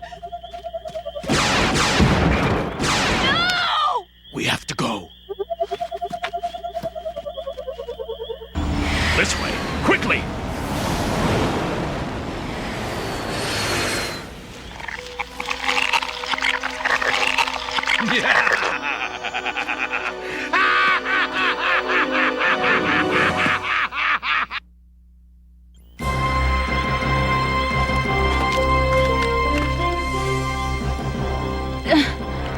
Joshua? Let me go! As you wish. I'm going back for Ferris. You can't. He won't listen to you now. You know that. He's terrified of the skeleton warriors, and now he's one of them! Oh, this is a nightmare. Justin! Help me go back for Ferris, please! If we could recapture him, then what? That young man's been skeletonized. He's no longer the Ferris any of us knew. And that's it, then?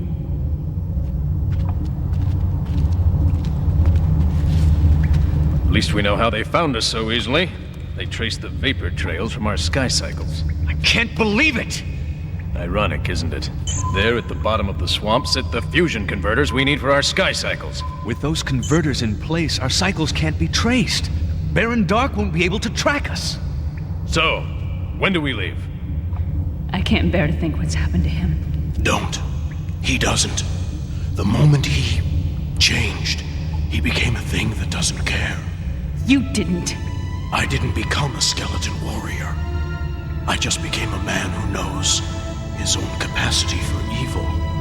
Joshua, I'm sorry. Oh, don't pity me. I don't bear it well. I'm going after Ferris. Don't! It's impossible to help him. I can't believe that! I am going to bring him back if it takes the last breath Jennifer, no! I understand how you feel about Ferris, but I can't lose you. Understand that?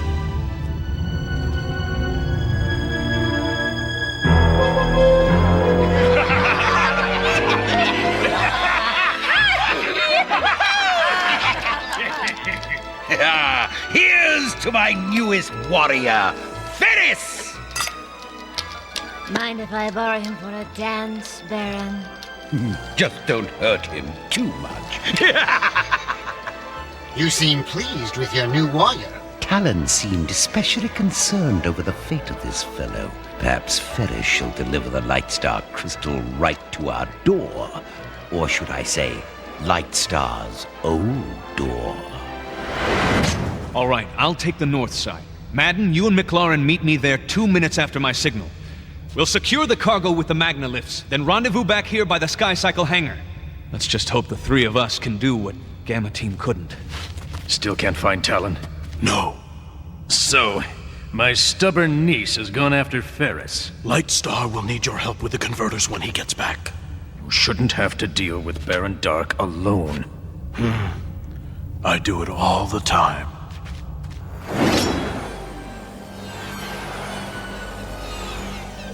At least Father isn't here to see what Baron Dark did to our old home.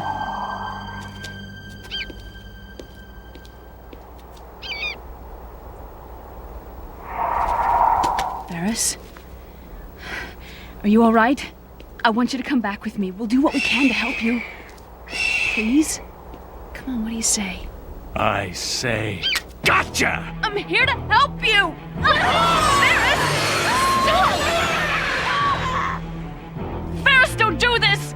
This is what I am now! You were a fool to come find me! What a proud day indeed. Her Royal Lowness has dropped by the old homestead for a brief visit.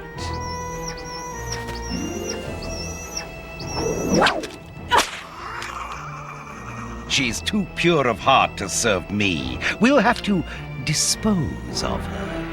And when her sniveling siblings arrive? Then the crystal shall be mine.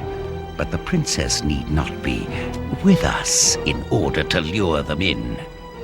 Such lovely pale skin. Pity I can't relieve you of it. I just have one thing to say, Baron. Yes? Get some breath mints. Show your guest out! Permanently! I know you, Ferris. You can't really hurt me. Do it, Ferris, before I do it for you.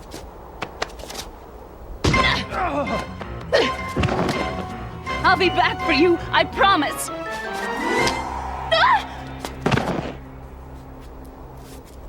Goodness, Talon, where are my manners? Please, won't someone help her up?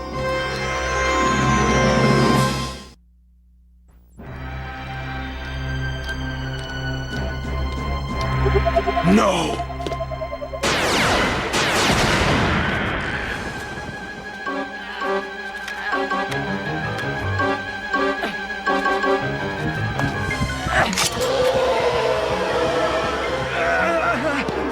What did you...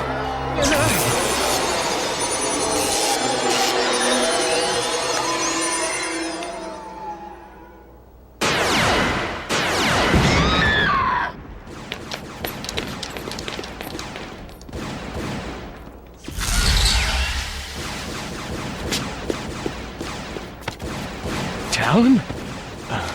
What happened? I'm not sure. What am I running for? What are any of us running for? Stop them! Don't let them escape!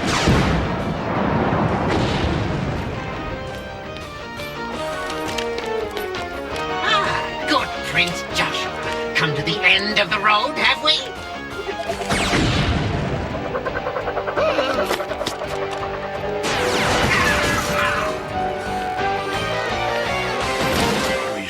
not.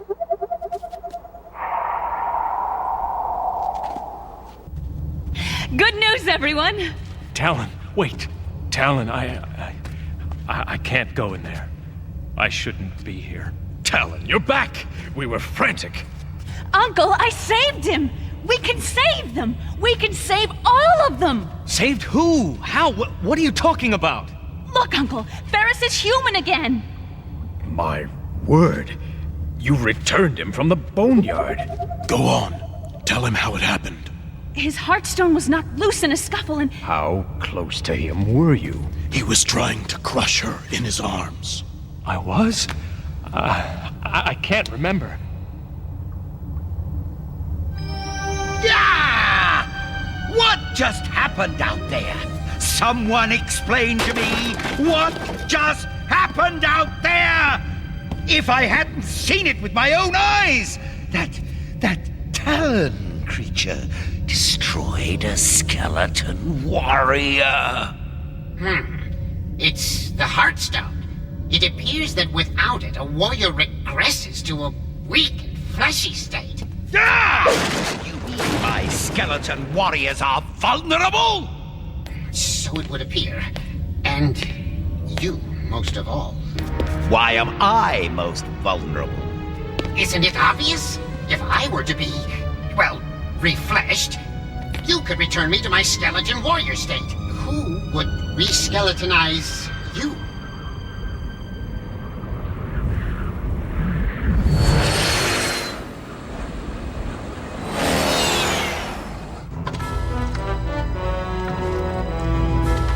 As soon as the converters are in place, we need everyone to move out. Right. I'll map out routes to the next safe camp.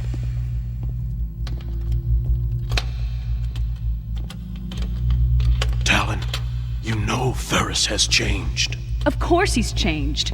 We saved him from the warriors. Did we? Ferris may never be strong enough for battle ever again.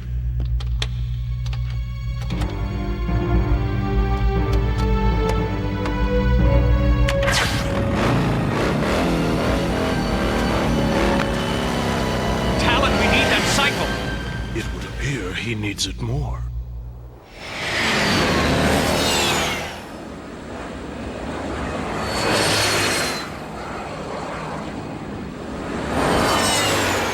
Everyone in Lambda Group mount up and prepare to head out on my signal.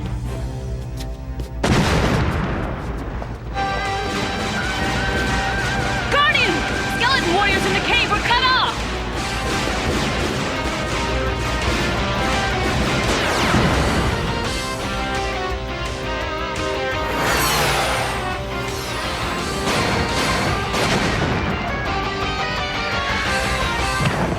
Ferris! Better move out, sir! You haven't got much time! Time enough. Thanks to you. You faced the skeleton warriors. You saved us. I have to go now. Come back to us when you're ready.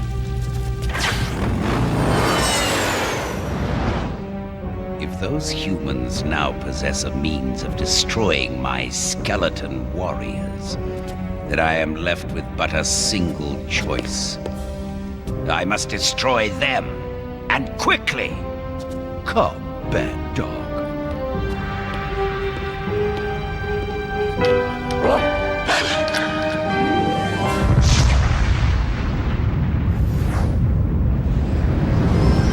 Peace is such an abstract thing.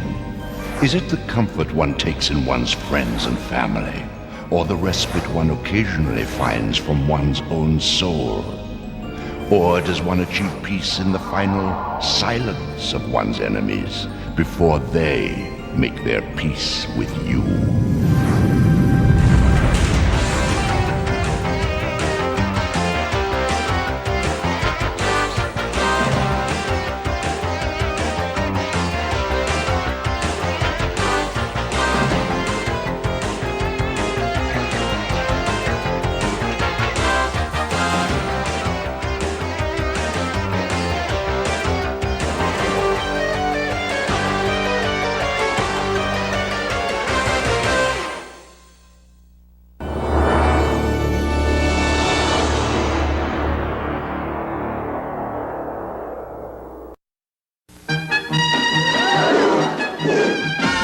And now these messages. Hear anything? Negative. Sunkist searches and searches for fun fruit trees. The only trees funny enough to grow sun-kissed fun fruits. Every chewy one is real fruity fun. And now we've discovered new sun-kissed fun fruits, Cream Supremes. They're covered with yogurt and filled with fun. New sun-kissed fun fruits, Cream Supremes. It's coming. Dig 'em. And it tastes so sweet. You'll hop when you eat. Kellogg's Honey Smacks. Tastes so sweet. I dig 'em. Hop when you eat. Dig 'em. Make it jump for joy, every girl and boy. Kellogg's Honey Smacks. A honey sweet part of this nutritious breakfast. Dig 'em. What are those kids up to? Tastes so sweet. You'll hop when you eat. Dig 'em. Kellogg's Honey Smacks. Man, I love these stupid pocketbook things. Got Spider-Man. It's issues 1 through 6. And it's always Stan Lee presents. Because, you know, Stan Lee was the man at Marvel. Which, I liked it when it came better because it was Stan Lee and Steve Ditko presents Amazing Spider-Man. Alright, I hope you guys enjoyed Skeleton Warriors. Yeah, like I said, check to the end of the episode, and you'll see one of the guys who, it's Neil Adams. So, all right, here we go. We're gonna bring to you Alvin and the Chipmunks, and I brought this up the other day when we were talking Alvin and the Chipmunks. Alvin and the Chipmunks started in 1958. 1958. My mom and dad were 3 years old. It has been almost their entire life. It has been my entire life. It has been my children's entire life that Alvin and the Chipmunks has existed. It's not the same Alvin and the Chipmunks, just slightly twisted, because it was Alvin and the Chipmunks, and they had the albums out. Then they got the cartoon. I gotta tell you, until I had to look that up, because I swore that this started at least in the 60s. But man, it's closing in on, it's not going to be long, and this stuff's going to be up there. It's been pretty much continuous in, our lives since 1958. I didn't know it was that old. I used to watch the old cartoons when I was a kid. I wanted to watch the ones that I'm showing, but, we watched whatever Alvin and the Chipmunks we could get. So here you guys go. It is Alvin and the Chipmunks, Episode 4, Season 1. This is one of the few cartoons I have to tell you what season it is, because there are multiple seasons of Alvin and the Chipmunks this incarnation. So I hope you guys enjoy Alvin and the Chipmunks and have fun. We now return to Alvin and the Chipmunks.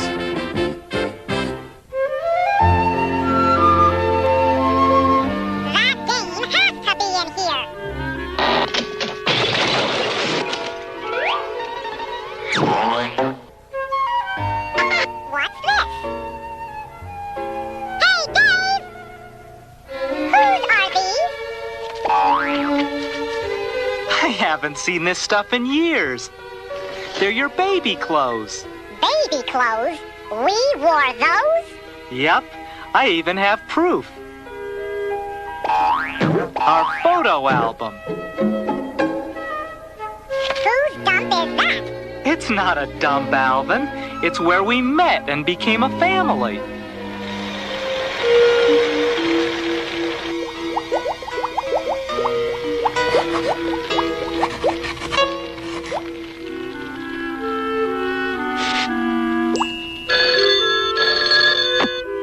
Hello? Oh, hello. Seville Sy here. How you coming with that new song? Great, great. Listen to this.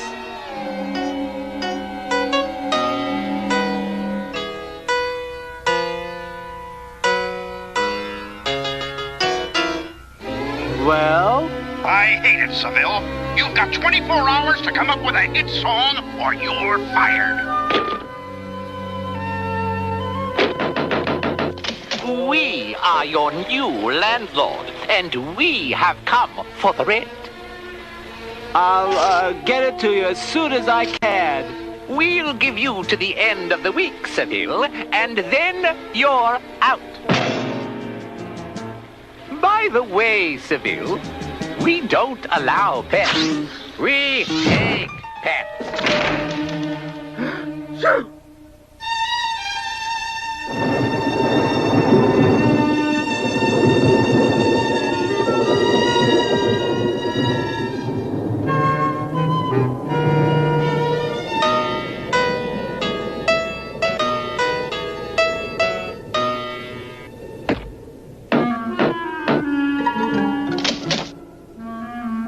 What's this?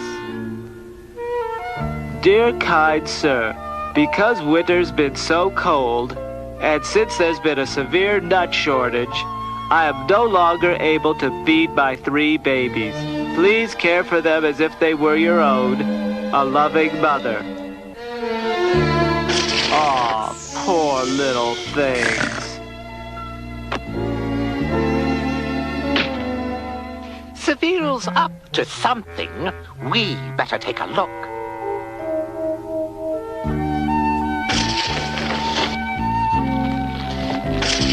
There we are, all snuggy poo.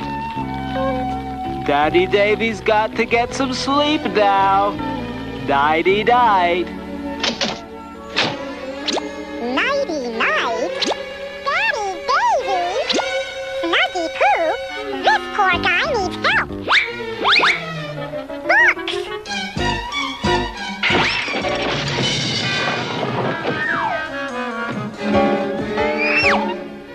Shakespeare, Balzac, Tolstoy, Orwell. Food. I wonder what it sounds like.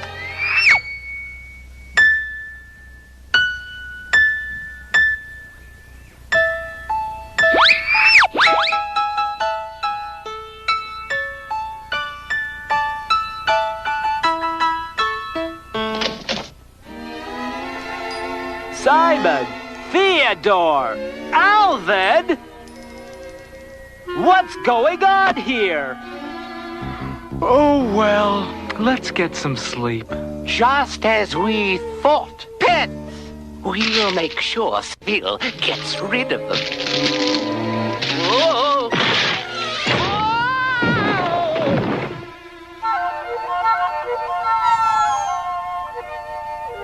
Breakfast time!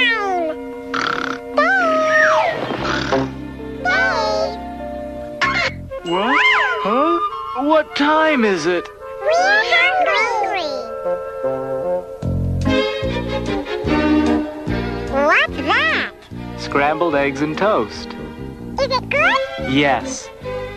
Wanna trade? No, I don't want to trade. You guys are supposed to like nuts and berries. Seville, open up! It's your landlord! Quick, under the table.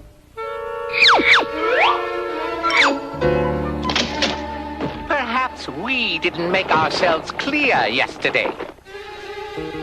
But we distinctly saw you in the company of pets. Pets? Me? Boy, he's not very nice. If you don't have the rent in 24 hours, you'll be out on your ear, Seville. Chipmunks!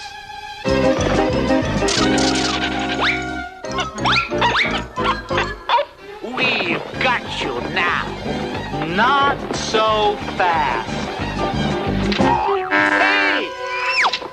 This is still my house, and we want you out. We are warning you. If you don't get rid of your pets, we will. It's okay, you guys. He's gone. Not again. Look, Si, I'm working as fast...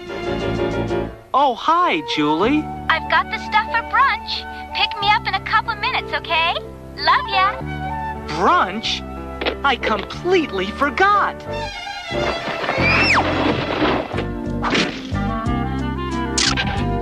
Don't do anything till I get back. Listen, guys. Dave needs a hit song, so let's surprise him with one. But Dave said not to do anything. He just meant anything bad. Yeah, this'll be something great. Oh, baby.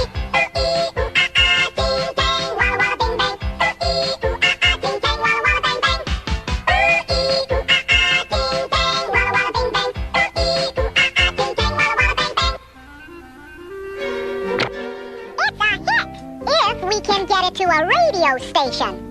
What's a radio station? Rockin' Rod, DJ of the Year. We'll send it to him. The mailman. If we catch him, Rockin' Rod will get the tape today. We warned Seville. Shake up. Nice kitty. Nice kitty.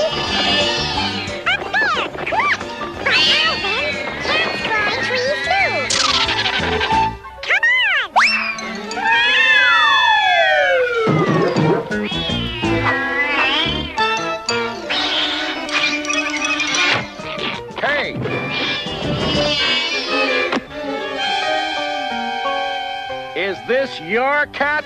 Why, yes. It's a fine for tampering with a U.S. mail. Dave's career is on its way.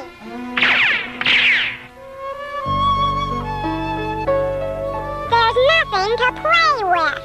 Why do we have to stay in the room? Because Dave doesn't want us to ruin his brunch with Julie. You should quit this music business and come to work for Daddy. Then we could get married. That's sure we can get our toys out of the closet without Dave even noticing. But, Julie, I don't know the first thing about your father's business. Although it would make things a lot easier.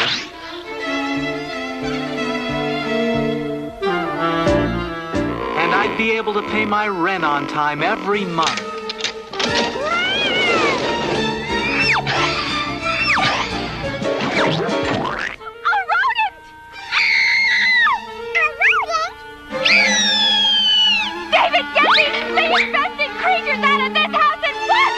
Julie, I can't do that.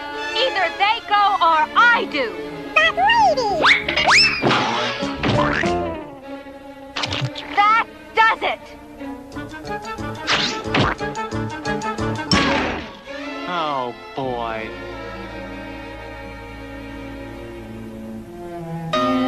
What else can go wrong? You deserve better, Dave. Yeah. I didn't like her anyway. She wouldn't have made a very good mother.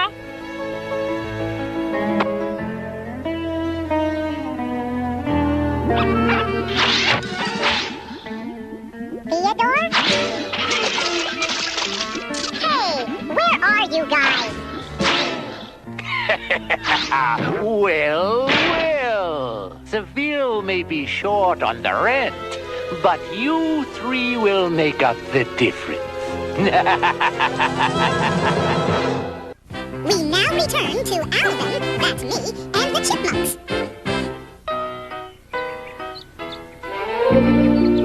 Oh, they're too much trouble anyway. And they're making my life impossible. Fellas, this isn't working for me. It's not that I don't like you, it's just... Fellas? What's this? Your rent is past due.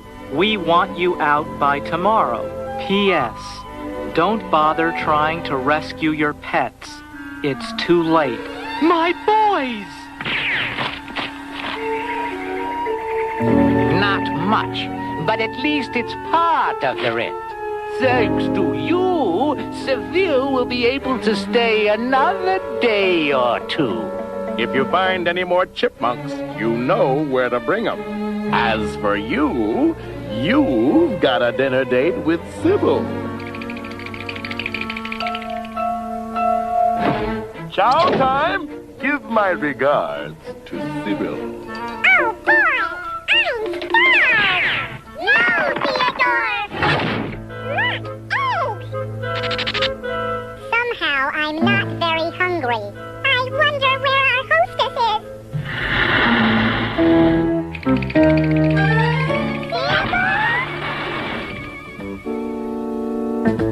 Listen, Seville, I did you a favor.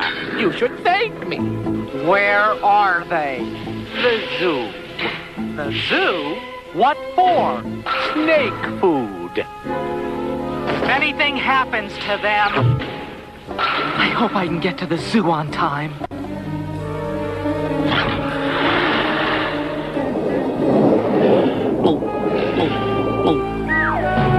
No more eggs. Do you think she's still hungry? You ask her. Wait, I read you can lull snakes to sleep with music. Did you know it's a proven fact? Baby chipmunks cause heart attacks. So you'd never ever want to eat us. No, you'd never ever want to eat us. Listen closely to our advice. Peaches, plums, and figs are nice. Try some toast and cheese, you'll like it. But don't ever eat a chipmunk diet. La la la la la la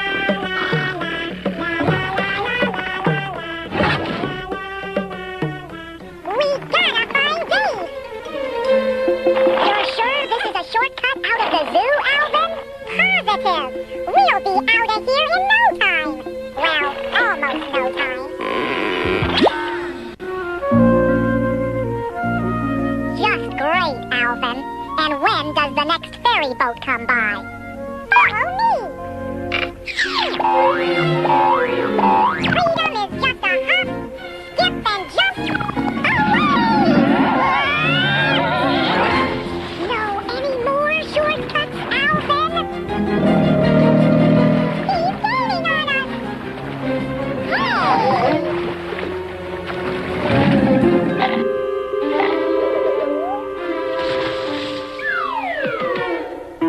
Thank you very much. Now to find Dave's house. He's got to live around here somewhere. Alvin! Simon! Theodore! I hope it's not too late.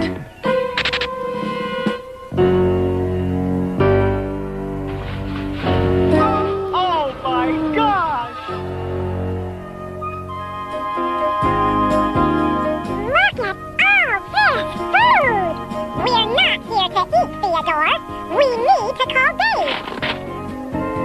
Here it is. David Seville. Only one problem. We're not tall enough to reach the phone. Theodore, get me something to stand on.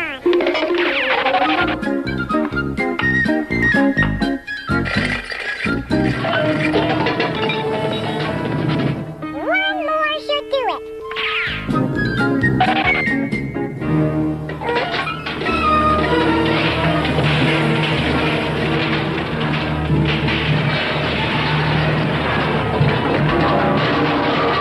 I said one more. You ruined my door! Get out! Maybe we should call Dave later.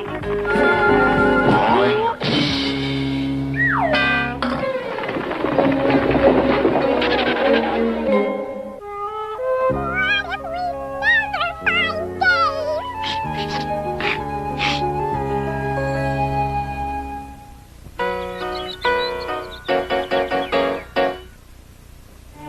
I miss those little guys.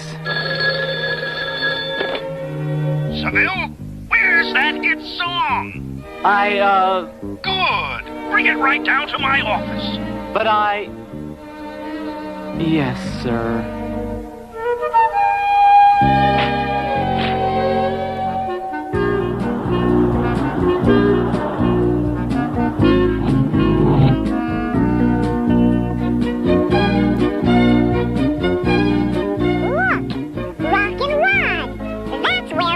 Dave's song. Come on. But Alvin, we still don't know where Dave is. Rock and Rod will. Dave's a big guy in the music business. We'll just ask. Hey, all you music fans, Rockin' Rod's braving the daylight to bring the hits to you.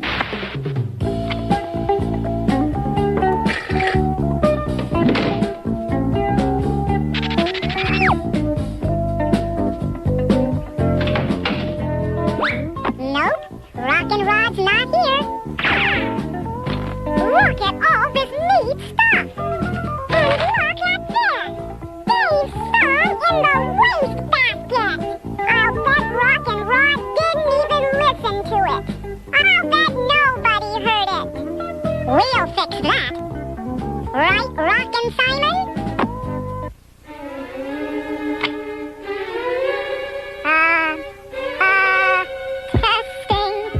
Testing. Say something. We'd like to play you our song. Yeah, we're the Chipmunks. I told the witch doctor I was in love with you. Hey, stop messing with my equipment. Get out! And then the witch doctor, he told me what to do.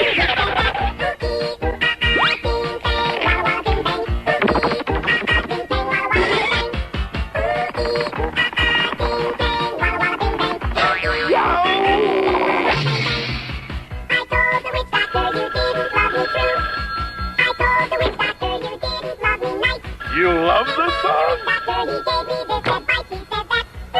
It's your favorite? Does this mean Rockin' Rod won't help us find Dave? I know a hit song when I hear it. And this is a bomb. Seville, you're fired. Ooh, ee, ah, ah, ooh. Gibberish. Now this is a hit.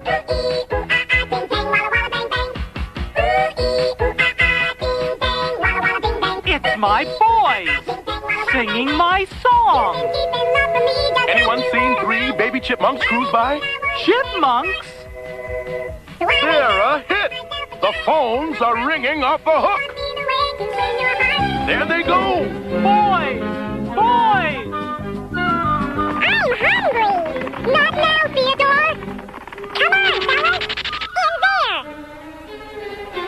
In there. Theodore!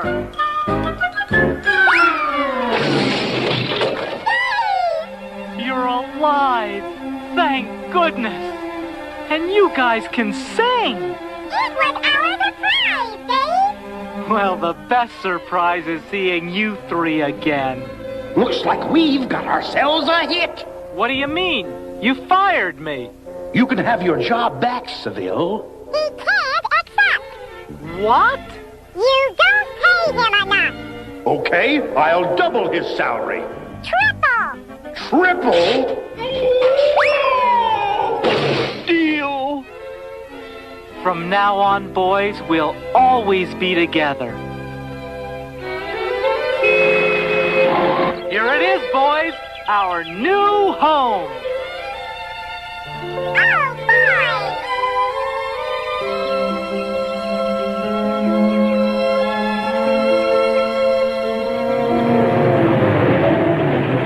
Right this way.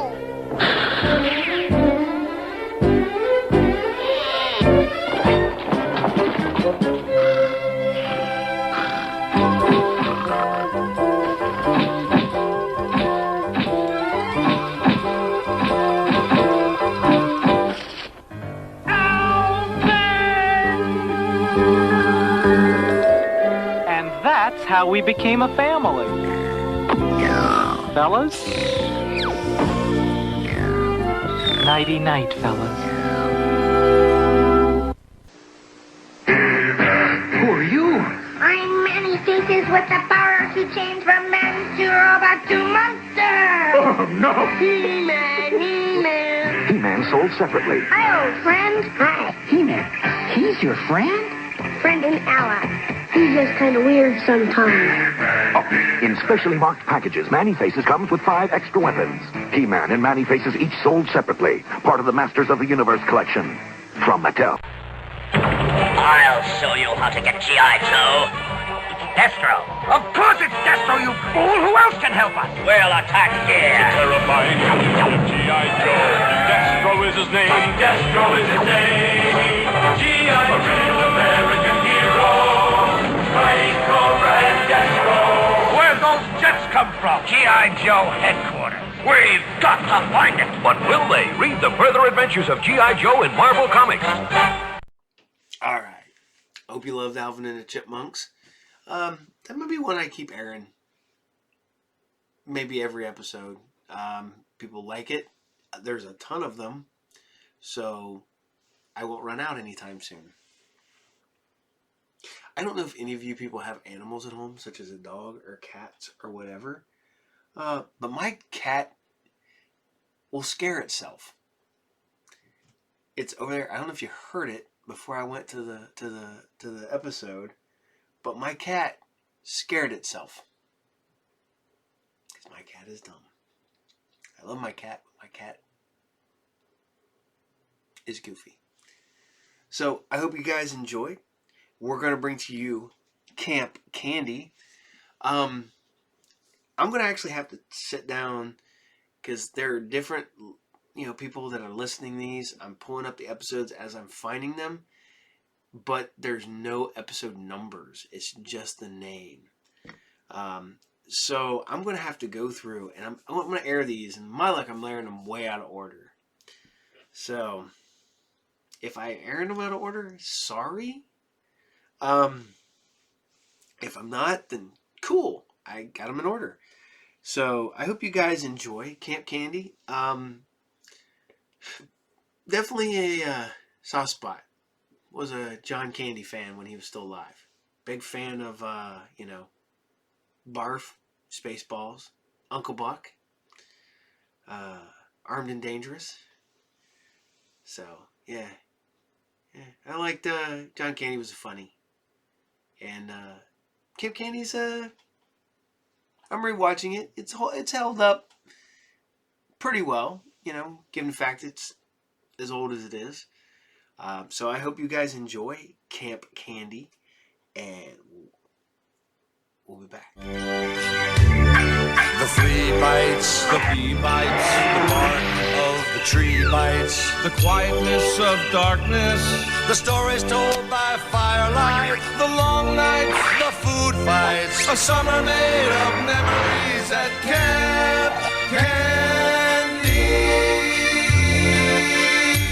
Good morning, happy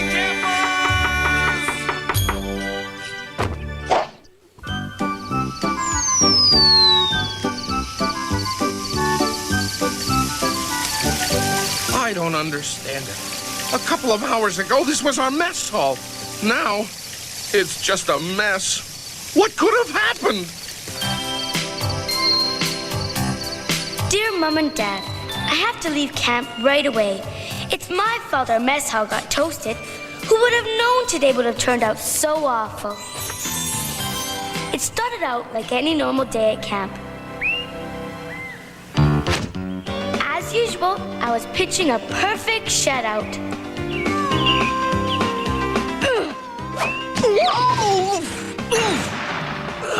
Strike 3, Rick. You're out. I didn't even see it. Neither did I, but I sure felt it. Oh, crud. I'm tired of getting struck out. Me too. 26 strikeouts in a row is enough. How do you think we feel? The ball never even gets near us. All right. How about if I pitch a few, Alex, and everyone else take the field? That should even things up.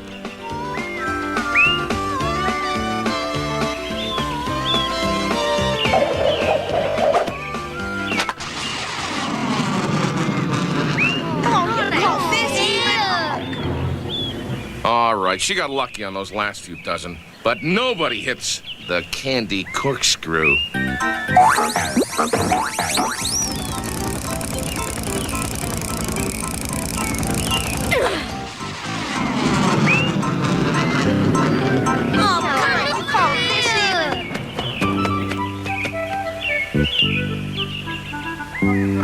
guess we'll have to call this game due to a softball shortage. Aw, gee, I was just getting warmed up.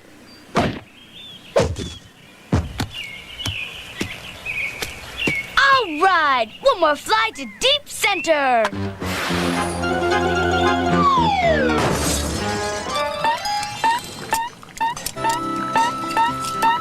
When I saw what I broke, I could barely touch my dinner. I should have told John about crunching the smoke detector. I just didn't think it was of earth-shattering importance. That detector could have warned us and saved the mess hall. So that's why I have to leave camp. Regretfully, Alex.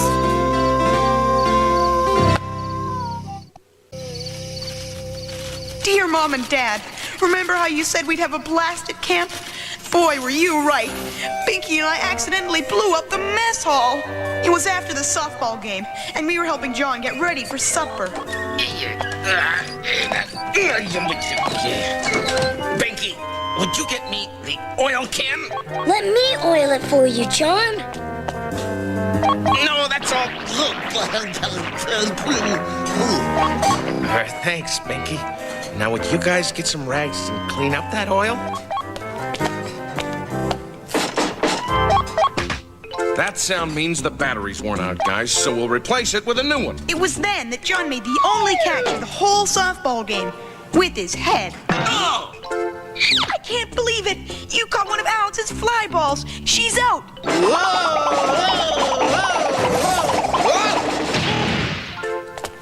John, are you hurt? Oh, no. I only landed on my chin. You guys finish cleaning up. What I hate about cleaning up is you have to get so close to dirt. We forgot about spontaneous combustion. You should never put oily rags in a closed space, because they can catch fire all by themselves. I'll let Binky tell you what happened after that. The mess hall went kaboom! Dear folks, I can't use my real handwriting in case this falls into the wrong hands. See, I was the one who trashed the mess hall. I was just trying to impress Vanessa. Vanessa, you look dynamite. I do, don't I? Speaking of which, look what I found. Rick, what are you doing with that firecracker? You could hurt someone, including yourself. Don't worry, I'm not gonna explode it. It's just cool to have. So are fingers.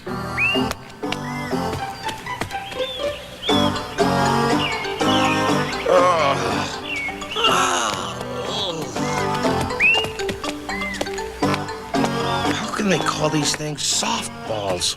Hi, John. What's with the rags? I found these in a closed trash can. Someone probably forgot my safety lecture. Oily rags are a fire hazard.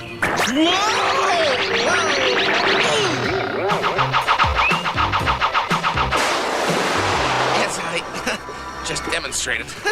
Oh. After I thought about it, I realized I ought to turn in that firecracker to John. But before he could get it back... Oh no, my firecracker! Someone stole it and set it off! By then it was kind of too late to turn in that firecracker, if you know what I mean. So that's why I'll be on the run for the rest of my life. Your son, Mr. X.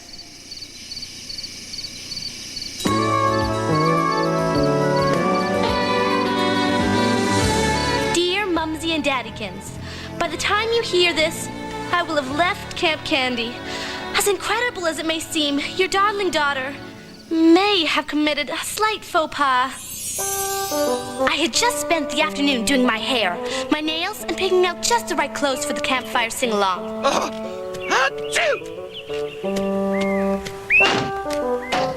Hello, John. How do I look? Oh, very nice, Vanessa. You, on the other hand, look awful. You really should change into a sweatsuit before working out. I wasn't working out. I took an unscheduled swim. And I'm gonna change as soon as I get the campfire started. John, that doesn't look like kindling wood to me. Don't worry, Vanessa. I know how to get a fire going.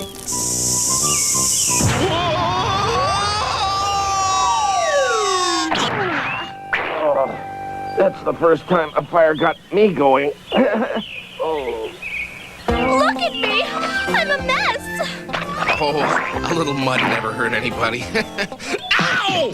Now I have to change my clothes, wash my hair, and do my nails all over again.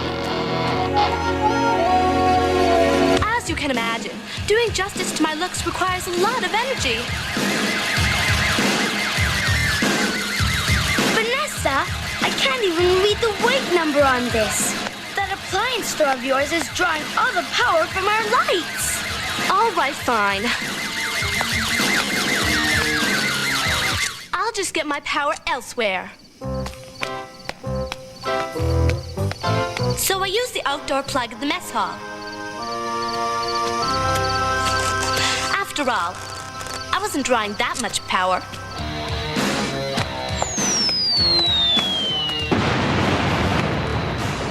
These old war movies are so dumb.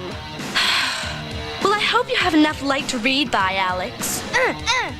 Oh, there's enough light, all right. Trouble is, I turned off our lights 5 minutes ago. Oh, no! It can't be! I didn't have that many cords plugged in, did I?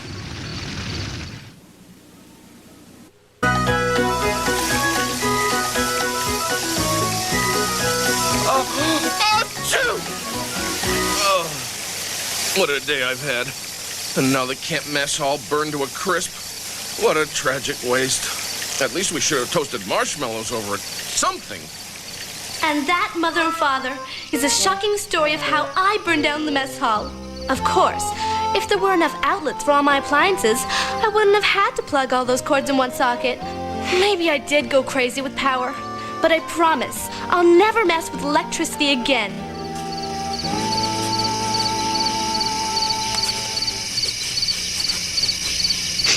Dear Mom and Daddy, I didn't mean to destroy the mess hall. I was only helping out Chef Botch in the kitchen.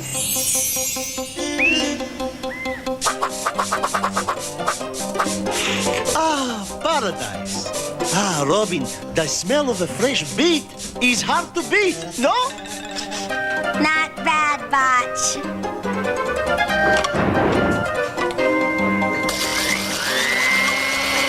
I use only freshest ingredients to make my special.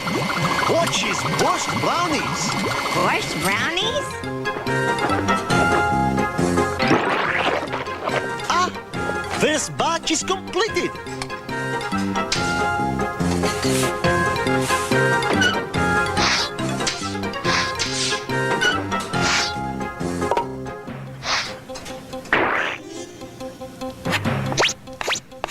Now, who is going to be #1 to taste Botch's Borscht Brownies?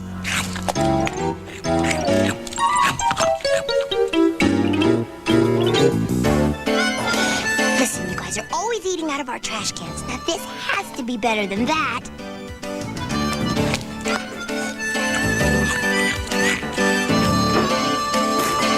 Robin, are you out to dinner? I guess that's the way the Borscht Brownie crumbles. You are such sweet girl. Go on, I clean up.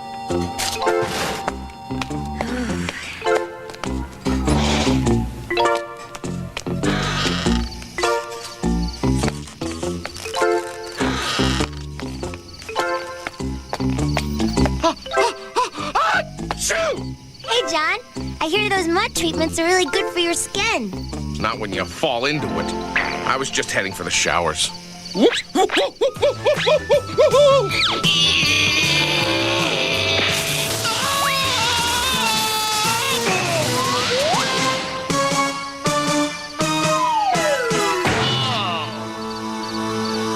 John, are you all right? Well, for a guy who's been shocked, knocked in the lake, blasted in the mud, and beamed by a softball, I'm doing okay. But I think I'd better sit down. I can only imagine what those raccoons were doing in there. This joint's easy pickings. Will you get a load of these brownies? Say, what are they trying to do? Poison us? Let's turn this dump upside down. You said it, Monsey.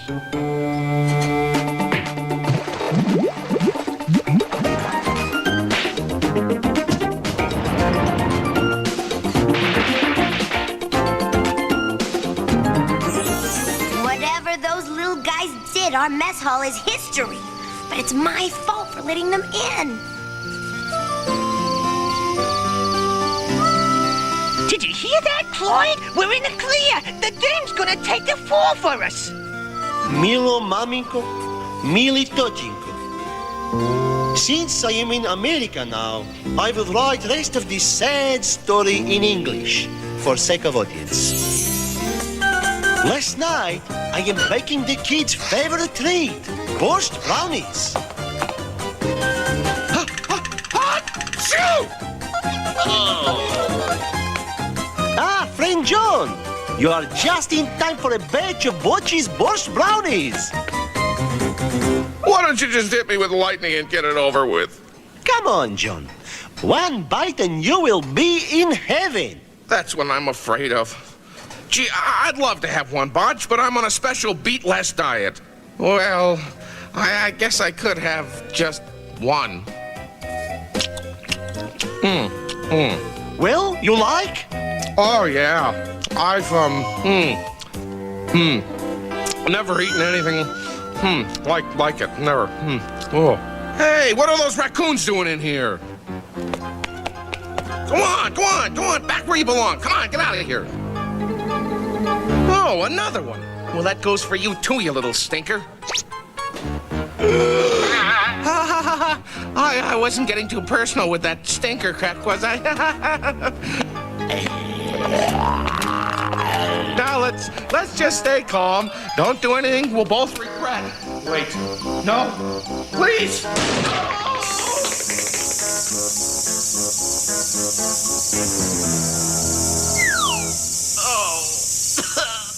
Oh boy. I hate to think how this would smell if I didn't have a cold. Alas, in my hurry, I am forget to turn off the oven, and so two tragedies occurred. Our mess hall was burned, but even worse, so were the borscht brownies.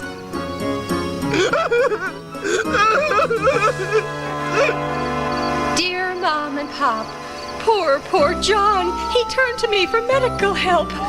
But thanks to me, his beloved mess hall now lies a victim of multiple burns and fractures. Oh, P.U. Oh, yuck. Can't breathe. Ugh. hello, John. What? Oh, P.U. What is that odor? I was just sprayed by a skunk. Oh, is that all? For a second, I was afraid it was another batch of Botch's borscht brownies. Not if I can help it. The last thing we need is a batch of Batch's brown borscht. I mean, a borscht of Brown's batches. I mean, Ow! Wow! Oh, John, you're hurt. That stings. Hold still. Put some alcohol on it. Where does it hurt the worst? Oh, everywhere. Just pour a bathtub full and let me soak in it. You poor baby. I'll take care of you. I'll get some bandages and... but first we'll have to burn this uniform. I can't do that. What'll I wear? It's the only way to get rid of the skunk smell. All right, I guess we'll have to burn it. Hey, wait a minute. That's not how you're gonna get the smell off me, is it? I still can't believe I was so dumb as to leave a bottle of alcohol sitting on a hot stove. And so, I'm leaving Camp Candy. After this, John wouldn't trust me to put a Band-Aid on a simple paper cut. See you soon. Your loving daughter, Nurse Molly.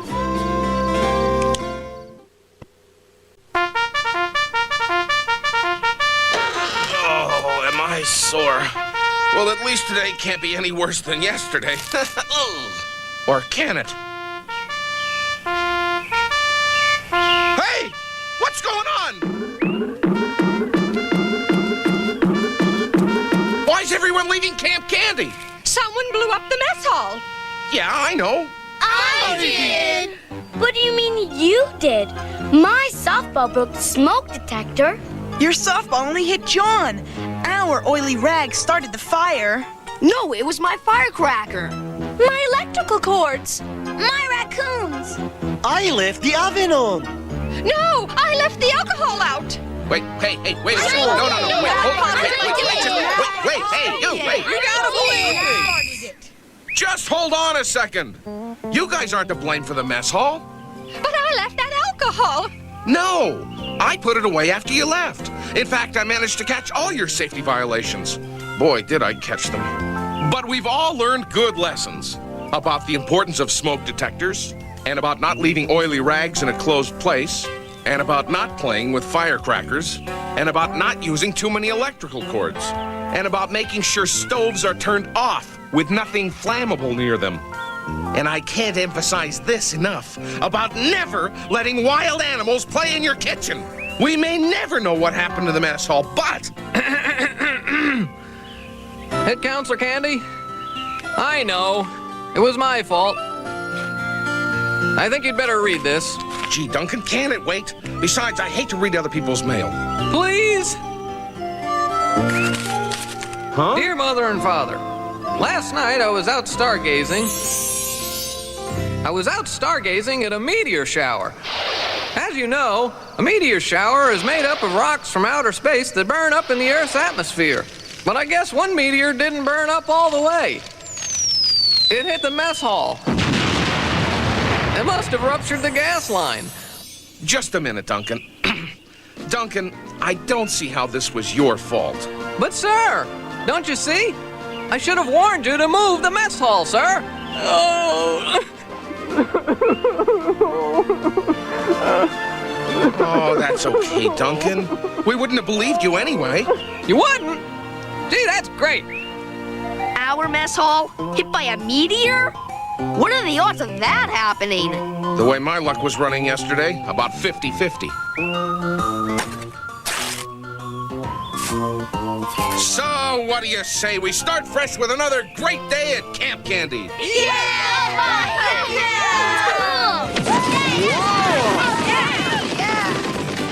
Oh, writing to your mom and dad, John? No! Dear insurance company, you won't believe what happened in the mess hall you insured at Camp Candy. You're right, John. They won't. Yeah, you're right. Oh, well, it could have been worse. How?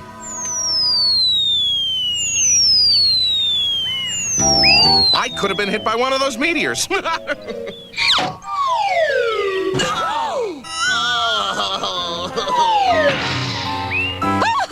John! Oh, my.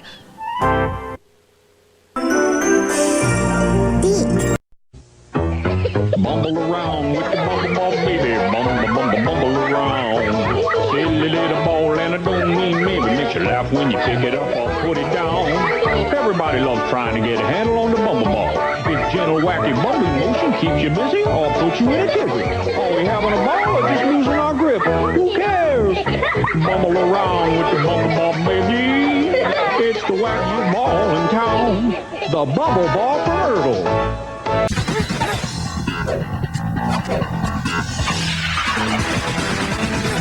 Here for Dragon Ball Z. Now you can join the quest to collect Dragon Ball Z action figures and authentic trading cards, 7 in all. One in every Burger King Big Kids meal you buy. Like I said before, I'll say it again. I am a sucker for these books. Man. I love the fact that it's Fantastic Four 1 through 6, but yet it's not Jack Kirby doing artwork. It looks like Sal Buscema did the cover. So, alright. Hope you enjoyed Camp Candy. And if you like it, let me know. If you don't, let me know. So we're going to go to one I haven't aired in a while. Forgot about this one actually, that I haven't aired it in about 6 weeks, I think. But here you guys go. It is James Bond Jr.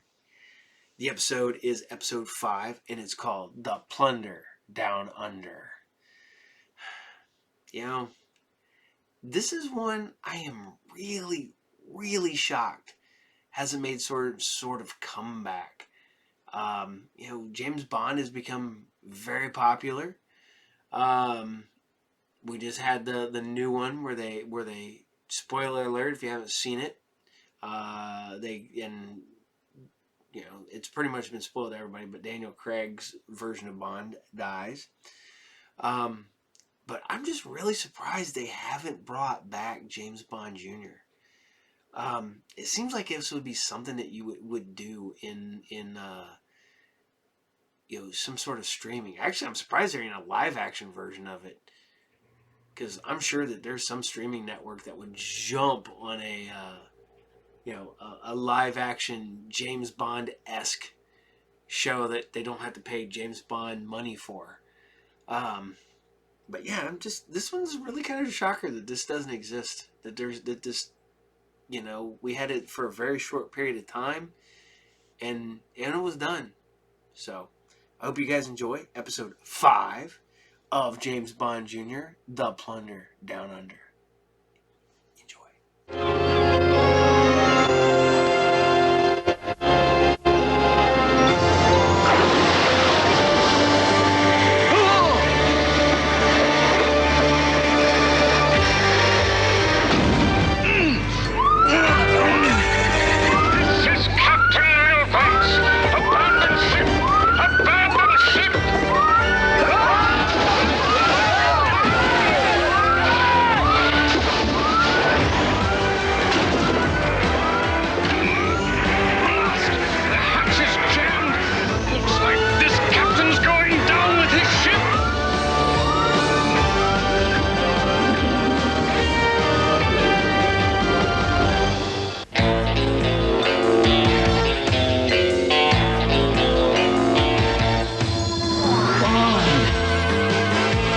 James Bond Jr. No one can stop him, but some always tries. As young Bond cuts through each web of size. He learned the game from his Uncle James. Now he's heir to the name. James Bond! James Bond Jr.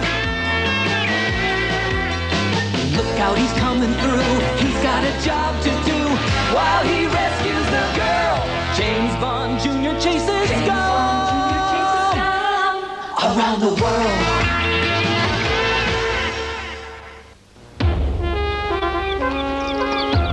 Imagine traveling to Greece and visiting the Parthenon on a school trip. It's so beautiful. Yeah, I just wish IQ had come sightseeing with us. Only a twit like IQ would prefer to stay at the hotel and work on his goofy gadgets. I guess IQ isn't the only one who's into gadgets. Look! Yeah, Gordo hasn't taken his eyes off that new pocket video game since he bought it.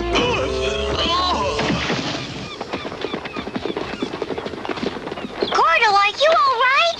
You're lucky you didn't break anything. No kidding. This video game was expensive. This game's for kids. I bet I could ace it on my first try. That's what you think, Noseworthy. Ship Ahoy is one of the gnarliest video games ever. Oh, really? Then how about you and me having a little match this afternoon to prove who's best at it? You're on! Now, if you'll excuse me, I've got to practice. Great. Now we'll never get Gordo to put that video game down. Gee, what is it, Mr. Mitchell? You look upset. I just heard some bad news. Another ship has disappeared, supposedly attacked by a sea monster. What's that got to do with us? Tracy, I'm afraid the captain of the ship was your uncle, and he's disappeared along with it. Oh, I can assure you we are doing everything we can to locate the missing ships.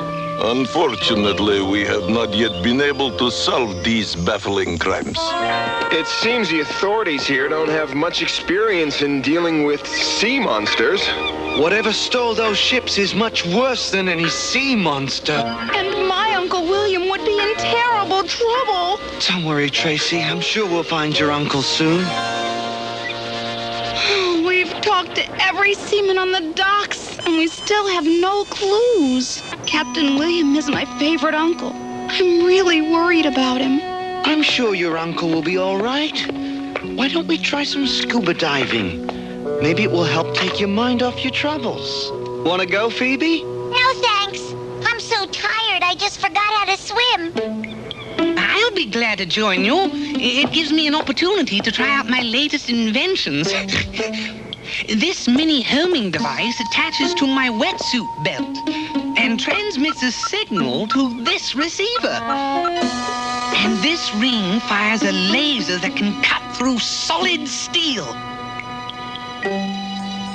And I've reconfigured the battery of this watch to produce a powerful electromagnetic charge.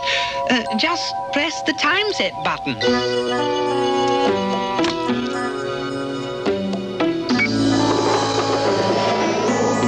Handy thing for when you lose your keys. I'll go scuba diving with you dudes if I can take a gadget with me. My video game. Trevor, this isn't like you. Are you sure you don't want to tag along and bother us? No, I'm going to stay here and practice. I mean, rest. I sure hope you get over your cold. Remember, we've got a little contest this afternoon. This stupid game is harder than I thought.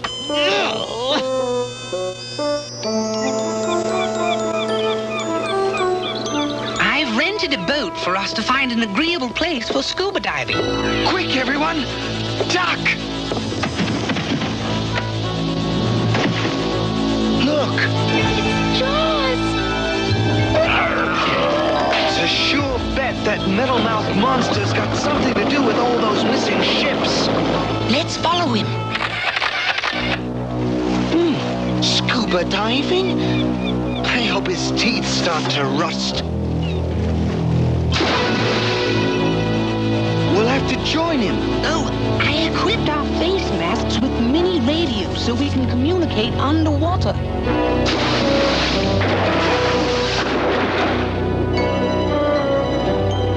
Jaws must be headed for the bottom.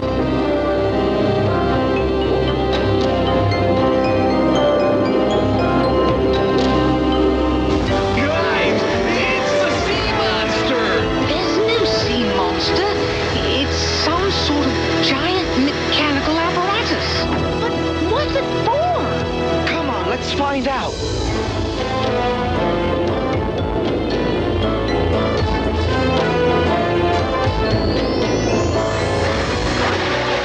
There's your answer, Tracy. It's some sort of fantastic ship-snatching device. Wow! Now let's get to the bottom of the sea.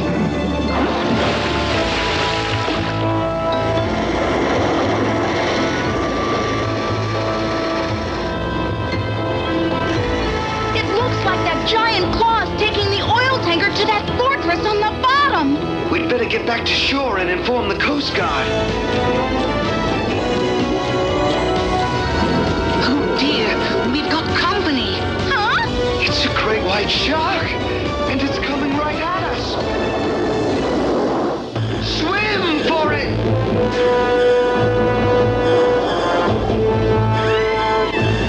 It's no use. The shark's gaining on us.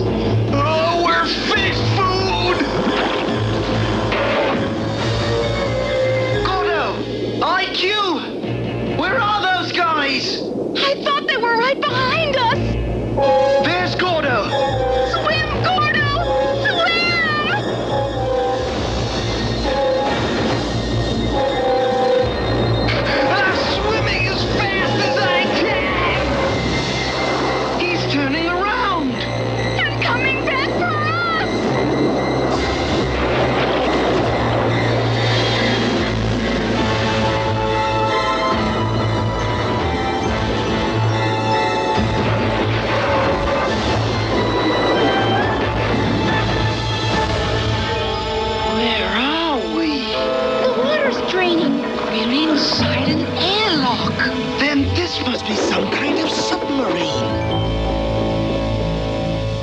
Correct, Bond. Now, raise your hands like good little prisoners.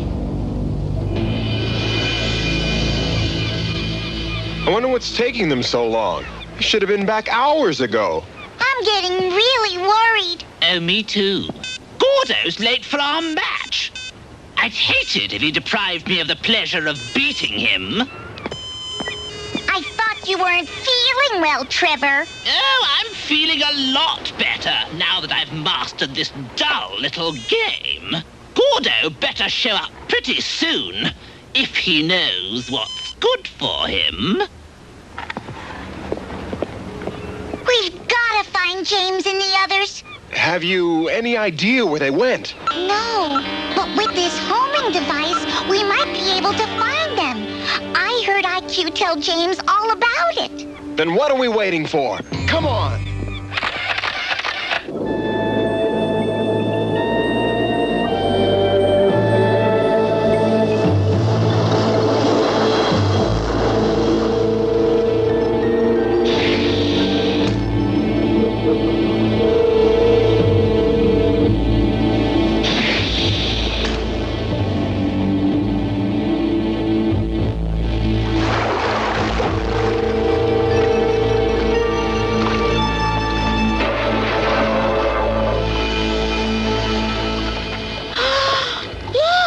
The stolen ships.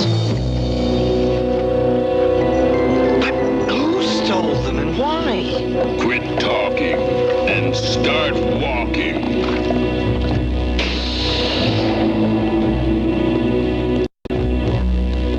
Armed guards, electrified barriers, solid steel doors. I'm afraid the situation looks pretty grim. You can say that again. I can't get past level 3 of this killer game.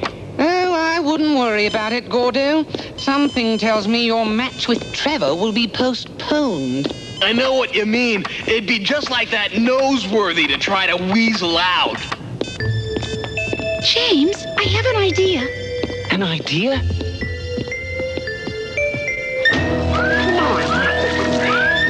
Come on, let's find a way out of here.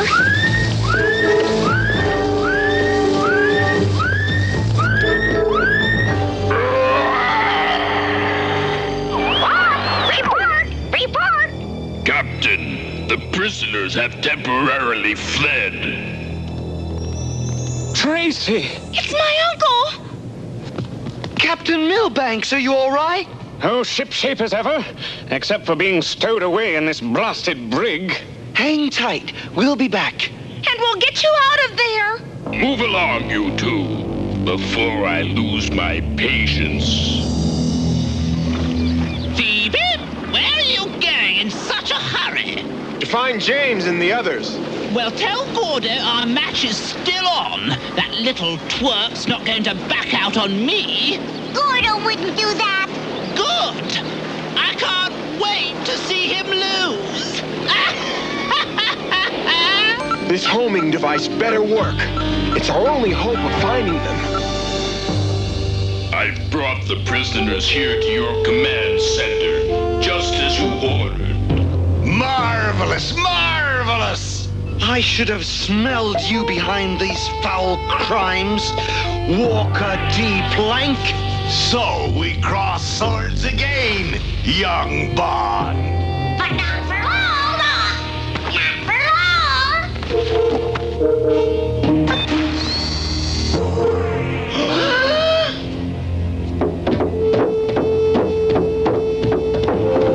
Let us go, Frank, or you'll be in even deeper water than you are right now.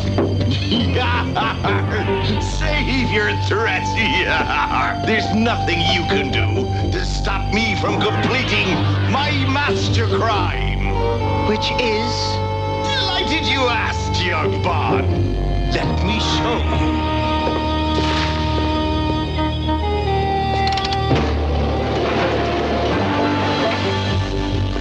Behold, the mightiest fleet of pirate ships in history. Those men are are arming each of the stolen vessels with ultra-high-tech weaponry. And with remote control devices, so I can operate each and every ship without even leaving this undersea hideout. When their modifications are complete, Captain Plank will send the ships up to conquer the world. Soon I'll be the most feared cutthroat to ever hoist a Jolly Roger. If you ask me, I'd say you've seen a few too many pirate movies. Joke while you still can, young Bond. When I'm done with me colossal crime, I'll let Jaws finish you. Yar,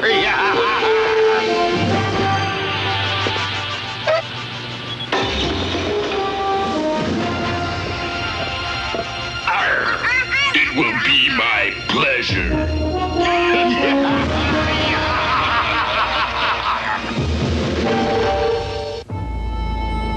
The ships are ready to sail, Captain Plank. At last, it's time to launch my master crime. Activate remote controls. Well, aye, Captain. What's that? It's a video control screen for the stolen ships. It's time to steer my pirate fleet to the surface. And then... Pillage and plunder! Pillage and plunder!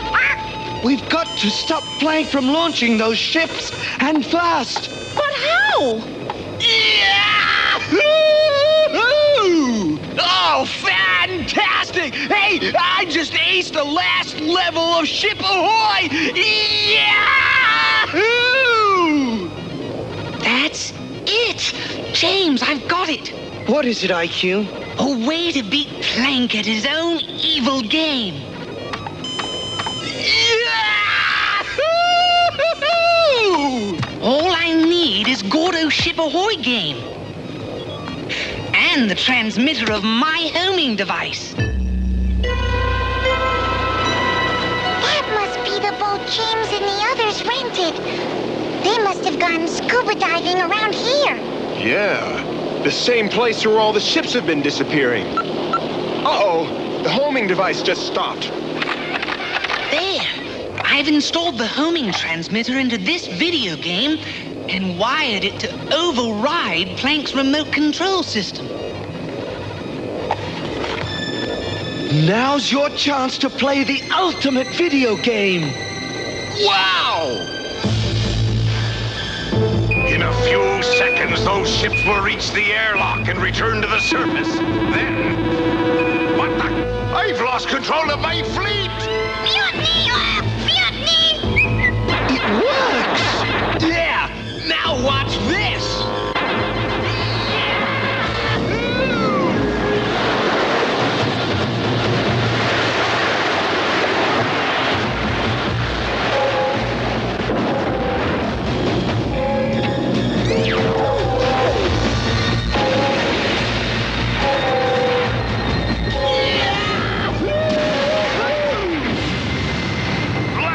Ships. They're all out of control. This game's even more fun than Ship Ahoy. Oh, look! One of the ships is crashing through the giant dome. Blood! All hands into the escape sub. Abandoned ship! Abandoned ship! What about us, Plank? In a few minutes, you'll be attending a burial at sea. Your own. Farewell, Bond.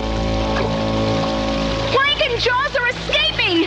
And now that they have, it's our turn. Thanks to this laser ring. Nice going, James! Now we've got to rescue your uncle. Come on.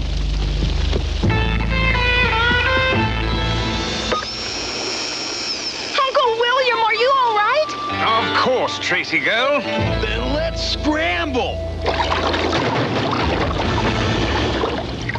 Look! Plank and his henchmen are escaping in that submarine.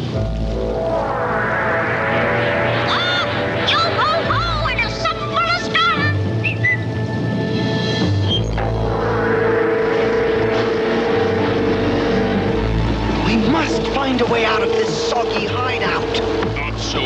last, Bond. Jaws! Yeah, and he looks like he's gonna chew us out. For real! Take cover! I'll handle that overgrown piranha! Come on, Fangface, let's see you put the bite on me! Arr! Whatever you say, Bond.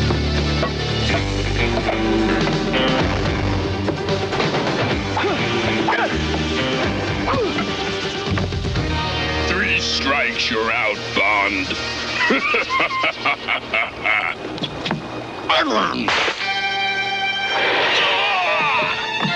This ought to hold you for a while.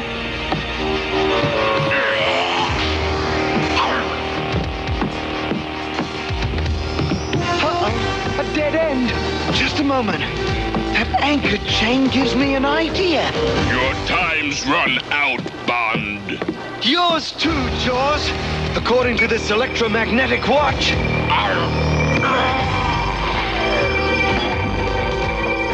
Bon voyage!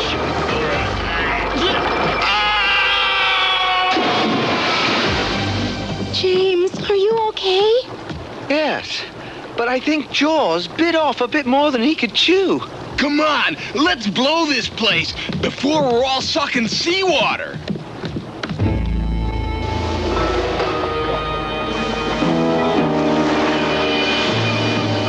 Wow! That oil tanker came out of nowhere. Oh, and that's not all. Look! It's a giant great white shark! Oh! Wait a minute, Phoebe. That isn't a shark. It's some kind of submarine. Oh, James! James, what happened down there? Well, you could say we've escaped from the jaws of death. Forget it, Trevor. Our match is off. After playing the video game I just finished, beating you at Ship Ahoy would be anticlimactic. No fun. Oh, what new video game? Come on, Gordo. Tell me, please. Poor Trevor. He'll never learn. It's not whether you win or lose. It's finding someone to play with.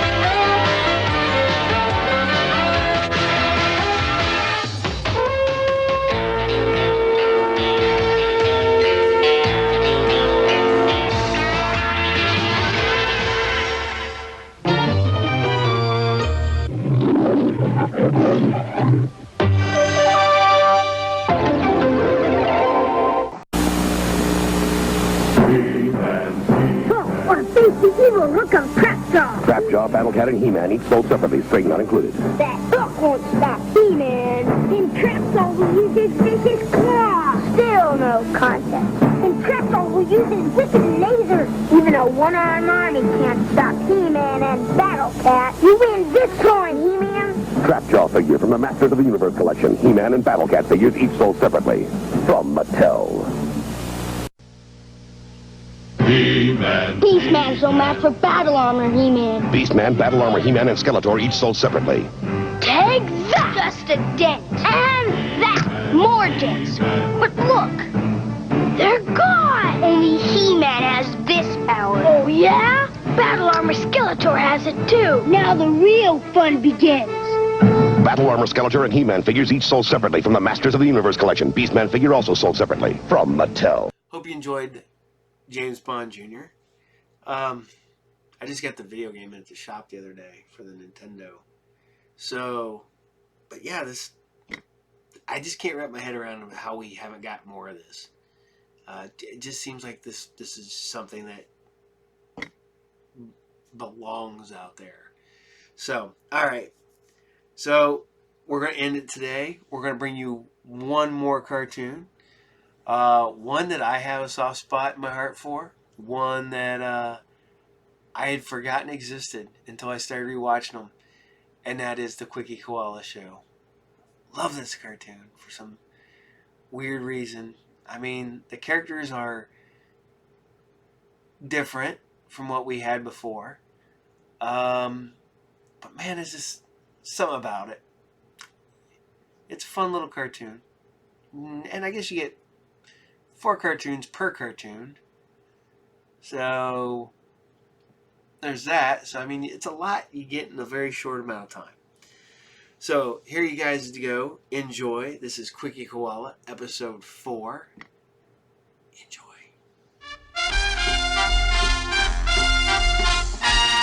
They call him Quickie Koala. He's a very tricky act to follow. Every time you think he will, that's when he won't. First you think you got him, and then you don't. He's a Quickie Koala. It's the Quickie Koala Show. Also starring the Bungle Brothers, the biggest little act in showbiz. And Dirty Dog and his sidekick Ratso, ever in search of that pot of stew at the end of the rainbow. Along with Crazy Claus, the wildcat with the sharp wit and claws to match. They join the world's fastest Australian bear. First you think you got him, and then you don't. He's a Quickie Koala.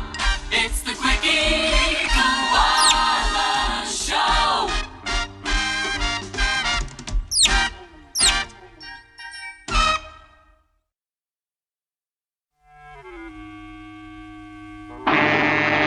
What you doing, George? Practicing our great new act. Listen.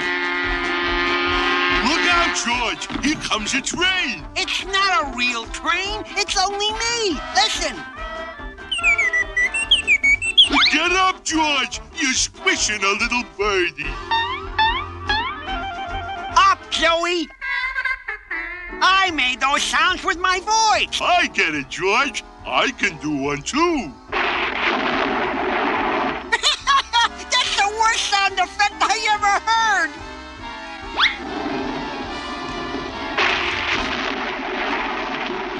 But don't worry, George. That was just me.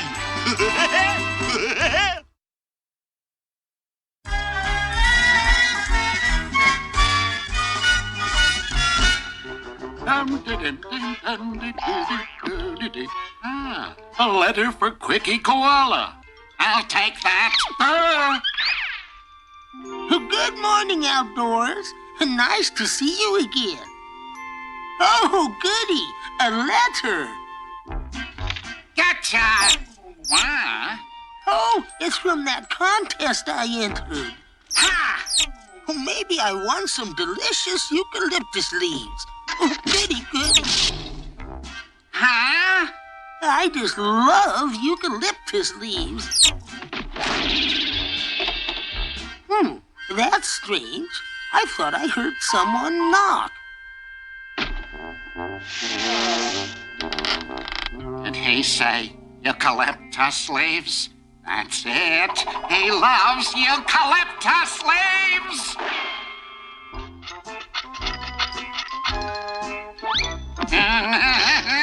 That does it. Hi there. You're about to see Wilfred Wolf's foolproof koala bear trap. The bait, a eucalyptus leaf. Now, when koala stops and picks up leaf, the weight of his body drops him into hole. From here on, it's pretty obvious.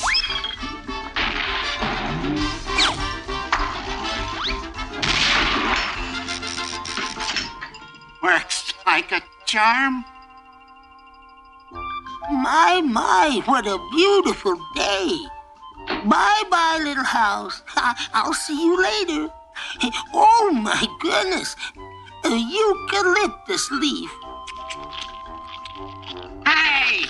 Like, what's going on? That's funny.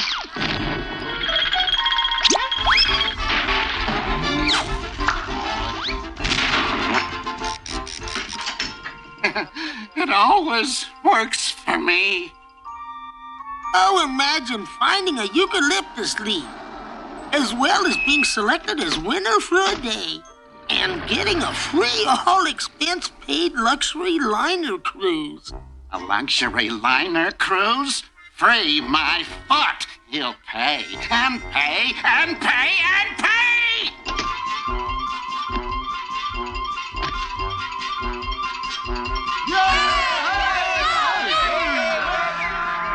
Oh, goody. We're underway. I think I'll unpack later. No. Unpack now. Unpack now. Wait. If there's anything I can't stand, it's people who unpack later. Oh, goodness. I never realized cruises could be so lonely. Not for long.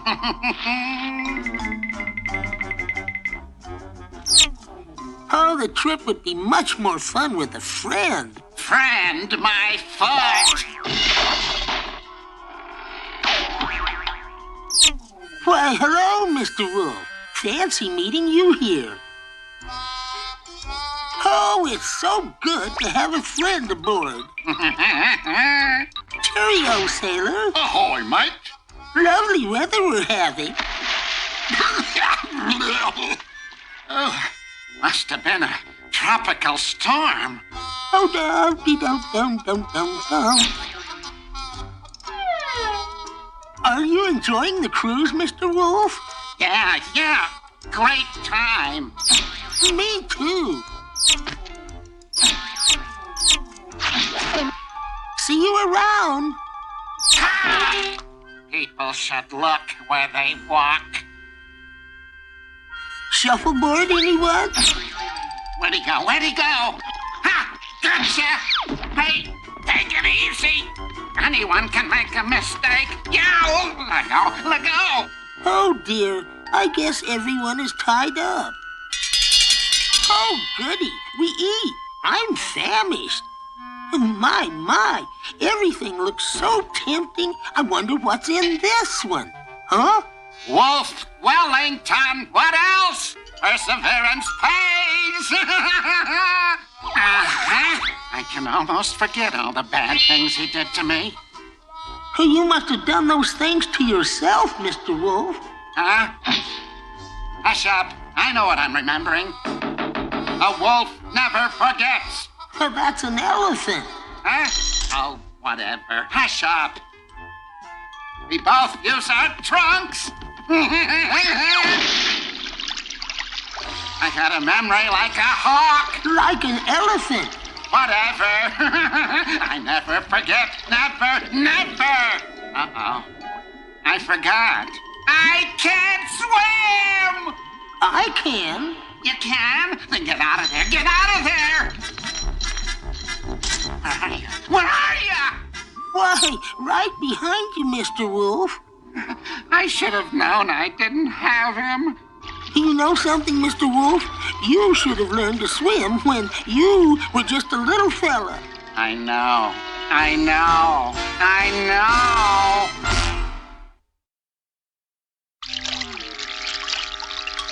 Nice little fishy. Hey, Joey, this new act is a cinch to get us into show business. Here, put this on.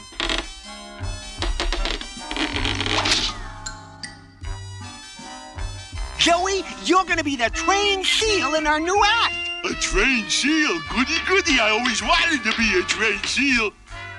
What's a trained seal, George? All you gotta do is honk out Yankee Doodle on these horns.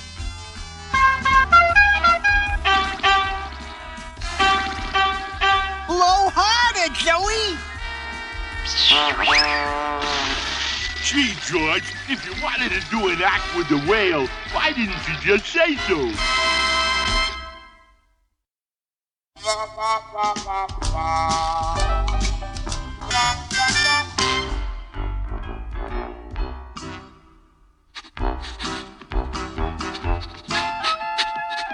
Keep sniffing, Bristletooth, because I think we's getting real close. Close? Any closer and we could wear the same hat, and he's a size smaller. Out of my way, can't you see I'm trying to track a wildcat? A wildcat? Where? Right in my hands, that's where. You call those hands? They look more like rejects from a gopher.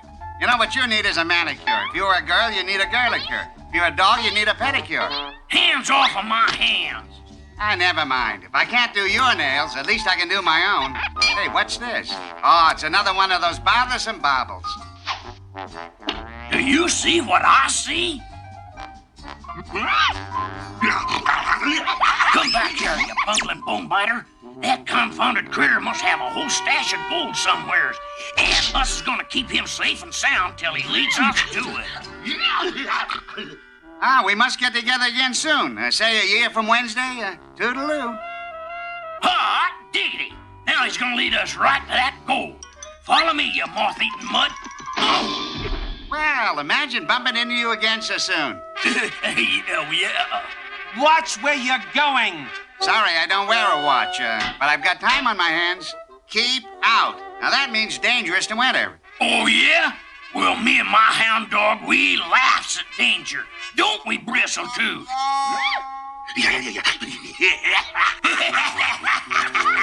Come on. Come back. That mine could fall in any minute. Wrong. It only took half a minute. I warned them. You got to admit, Ranger, as miners, they got a head start. In a cavern, excavating for a mine. Now, where is that phony 24-karat cap? Sorry, sir, we're all out of carrots. How about a head of lettuce? Ta-ta. He's going in that creaky cavern. But if he gets away, so does my gold. Them beams is gonna collapse. Shove, Bristletoot. If anything happens to Crazy, we lose all that gold. Well, look what I see. A bat. Good, I'll go get my ball and mitt and we'll have a game. No. Yes. No. Bats love empty, dark places. Oh, you mean like the inside of Clyde's head? This here bird woke up. Mammal, Clyde. They're the only mammal that can fly. Really? So blame dark in here I can't hardly see him. But the bat can see by bouncing high-pitched squeaks off of you, sort of like radar. That's ridiculous. Bats with radar.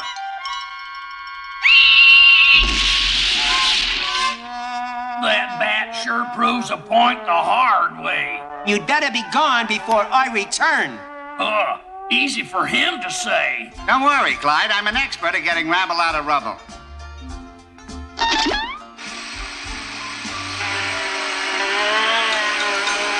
Well, Crazy, that was downright neighborly of... Crazy? Where did he go? Come on, Hound. We've got to find him and that gold. Now, where is that caterwauling crazy prospector of ours? Take it easy.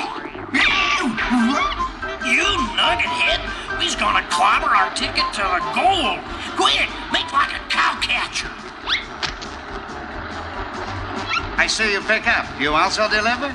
Time to check out those trespassers. Halt! In the name of the... Oh, no! Put me down! It's awfully nice of you chaps giving me a lift. Enough, Mr. Nice Guy. I wants to know where the gold is. Is that all? Well, then we should get off at this stop. What stop? That stop. Oh, no!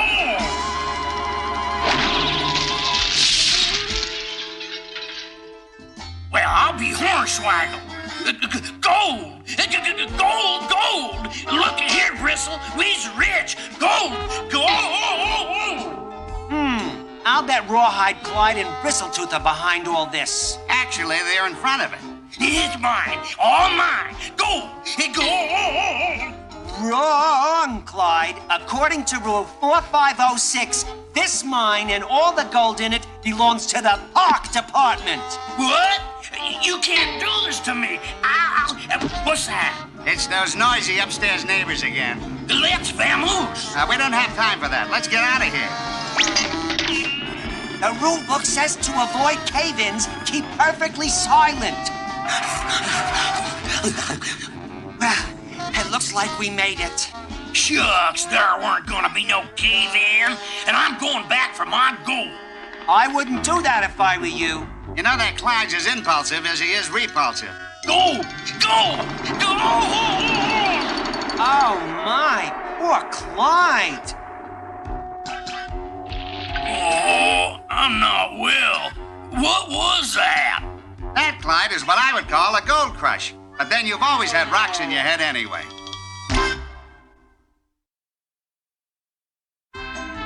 A Beagle Ballet act will be buffo, Joey. But I can't toe dance, George. Of course you can, Joey. Here, take your flowers and try it.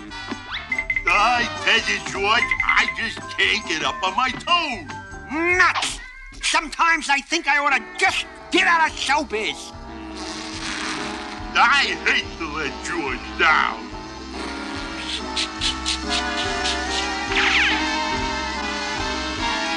Come on back, George. I'll try again. Yow!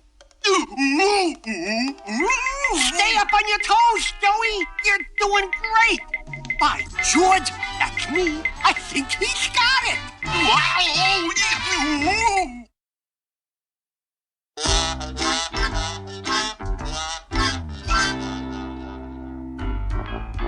Oh, Dirty, I'm so hungry, my stomach's given up growling. Now it just whimpers. Relax, my ravenous rodent. Our Din-Din dilemma is over.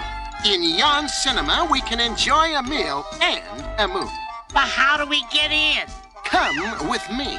Goodbye. Thank you. Come again. Wasn't that an extraordinary film, Ratso? How should I know? Oh, it was great. Great.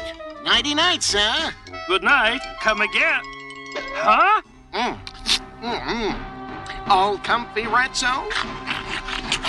You're the greatest.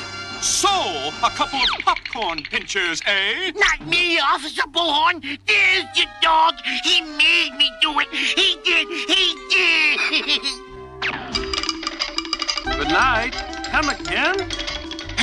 We've outrun it. Rats. I wanted to see that flying saucer movie. Forget it. There's no such thing as flying saucers. Oh, no! Of course not. They're just... Well, the flying saucer landed. In the name of Galaxy 7, I claim this planet. A ray flash. Duck! Unbelievable. Earthlings, you are my prisoners. Waxo, with that magic gizmo, we might solve our dining dilemma. A word of advice, my futuristic friend. Oh, no! Please, Dirty, don't do anything to make him mad. You'll never capture Earthlings with that toy. Toy? Nothing is as powerful as my rip-off ray. Except this, my Zappo Whacker. Allow me to demonstrate. Zappo! Take it, Rancho. You're on. Ooh, ah! What? Slick Super Stick. Gimme. Amazing. You can have this old thing. I'd say a fair exchange. More of your junk, eh? Illegal parking, faulty muffler, no license plate. Stop, Earthling! You are my prisoner! Very funny. But Halloween is over. I warned you. Zap, zap, zap! Uh-oh. I believe some assistance is called for. Zappo! Help! The space aliens have landed. My big Earthling got away! Oh, easy, easy. You want Earthlings? We've got Earthlings. Let us preamble into town where you can take your pick. Oh, very well. Ah, a perfect spot to search for Earthlings. Perhaps hiding in there. You, zap them out. At your command, Captain Alien.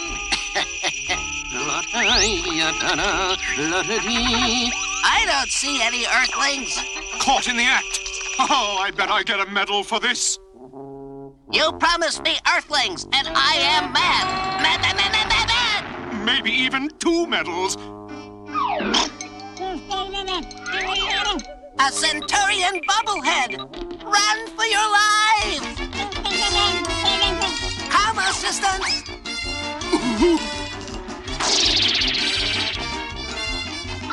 Those creatures are highly dangerous. Find me an Earthling fast, or I will take you two back to my galaxy. No need for that, my tiny Star Trekker.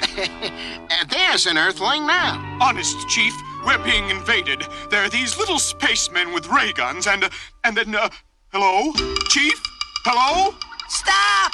You are my prisoner!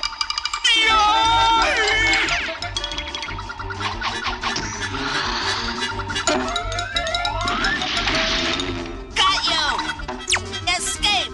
Then you two will have to do. Agent 29, report. Oh, most magnificent one, I have captured 2 Earthlings. Yuck! Is that the best you can find? I beg your planetary pardon. You're speaking about Dandy Debonair Dirty Dog. And where is your ripoff ray? I tricked the Earthling. I traded it for this more powerful weapon. Zap! A bumbershoot. You have failed in your mission. I'm recalling you at once. He's gone. Yeah. So's that Gizmo. Is your friend gone? A friend? He's no... Yes, our dear friend is gone. But I'm sure he'll be back to take over. Then you'll put in a good word for me, won't you? Why don't we discuss that over dinner? Your treat. And the movie, too. Oh, sure. Whatever you say. After all, any friend of that spaceman is a friend of mine. Why, thank you, officer. And thank you, my planetary pal, wherever you are.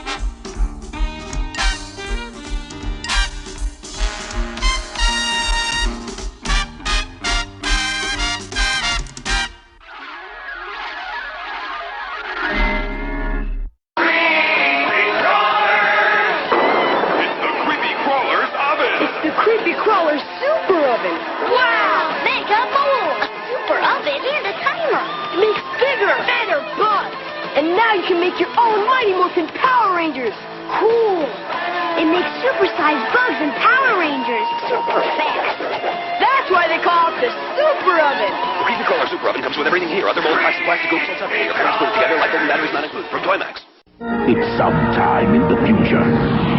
The ultimate challenge. Crossfire. Crossfire. You get caught. Crossfire. Crossfire. You get caught. Crossfire.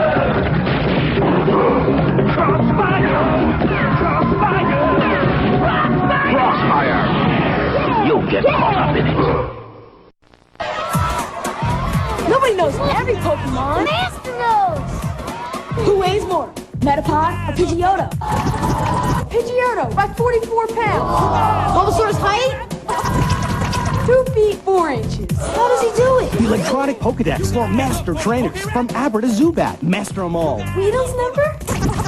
13. 150 Pokemon with all the best fighting moves. Electronic Pokedex for Master Trainers. New from Tiger. Well, I hope you enjoyed Quickie Koala. I think I'm about ready to go for the day. Got a lot to do. But I always got a lot to do. Putting together some stuff. Working on Sci Friday. I think that might be something I'm going to bring for you guys. It's not going to be like bringing Saturday morning cereals. I just, to be honest, I don't have the time to put all this together, multiple shows. I don't know how people do it. I don't. I mean, I guess if YouTube's your job, then more power to you, but whew, that's a lot of work you got to put into this stuff. So I will be bringing Sci Friday. Hopefully not this Friday, Friday after next. So hopefully by the first week of February at the latest. So, as always, just because you grow older doesn't mean you have to grow up. Take time, enjoy yourself, have fun, watch cartoons, be a kid for 4 hours a week. Just sit down, have fun with your kids, man. Bring your kids in here, let them watch cartoons with you. Just have fun. Life's too short, and I don't know, man. It's just, there's too much bad crap going on in the world nowadays. Just have fun every once in a while. Just remember a simpler time. Have fun. If you grew up in the 70s, if you grew up in the 80s, if you grew up in the 90s, man, we all watch cartoons. So have fun. I will see you guys next Saturday for more Saturday morning serials. And now that I'm not sick, I'm going to be bringing you more episodes of the Group Therapy podcast. And I'm working on, as I said before, Sci Fridays. This will be on late, like in the evening on Fridays if I air it. So, have fun. I will see you next Saturday. I will probably see you on my other show. And as always, like, subscribe, do all that fun stuff, or don't. I do appreciate you watching it, but have fun, man. And I will see you next time.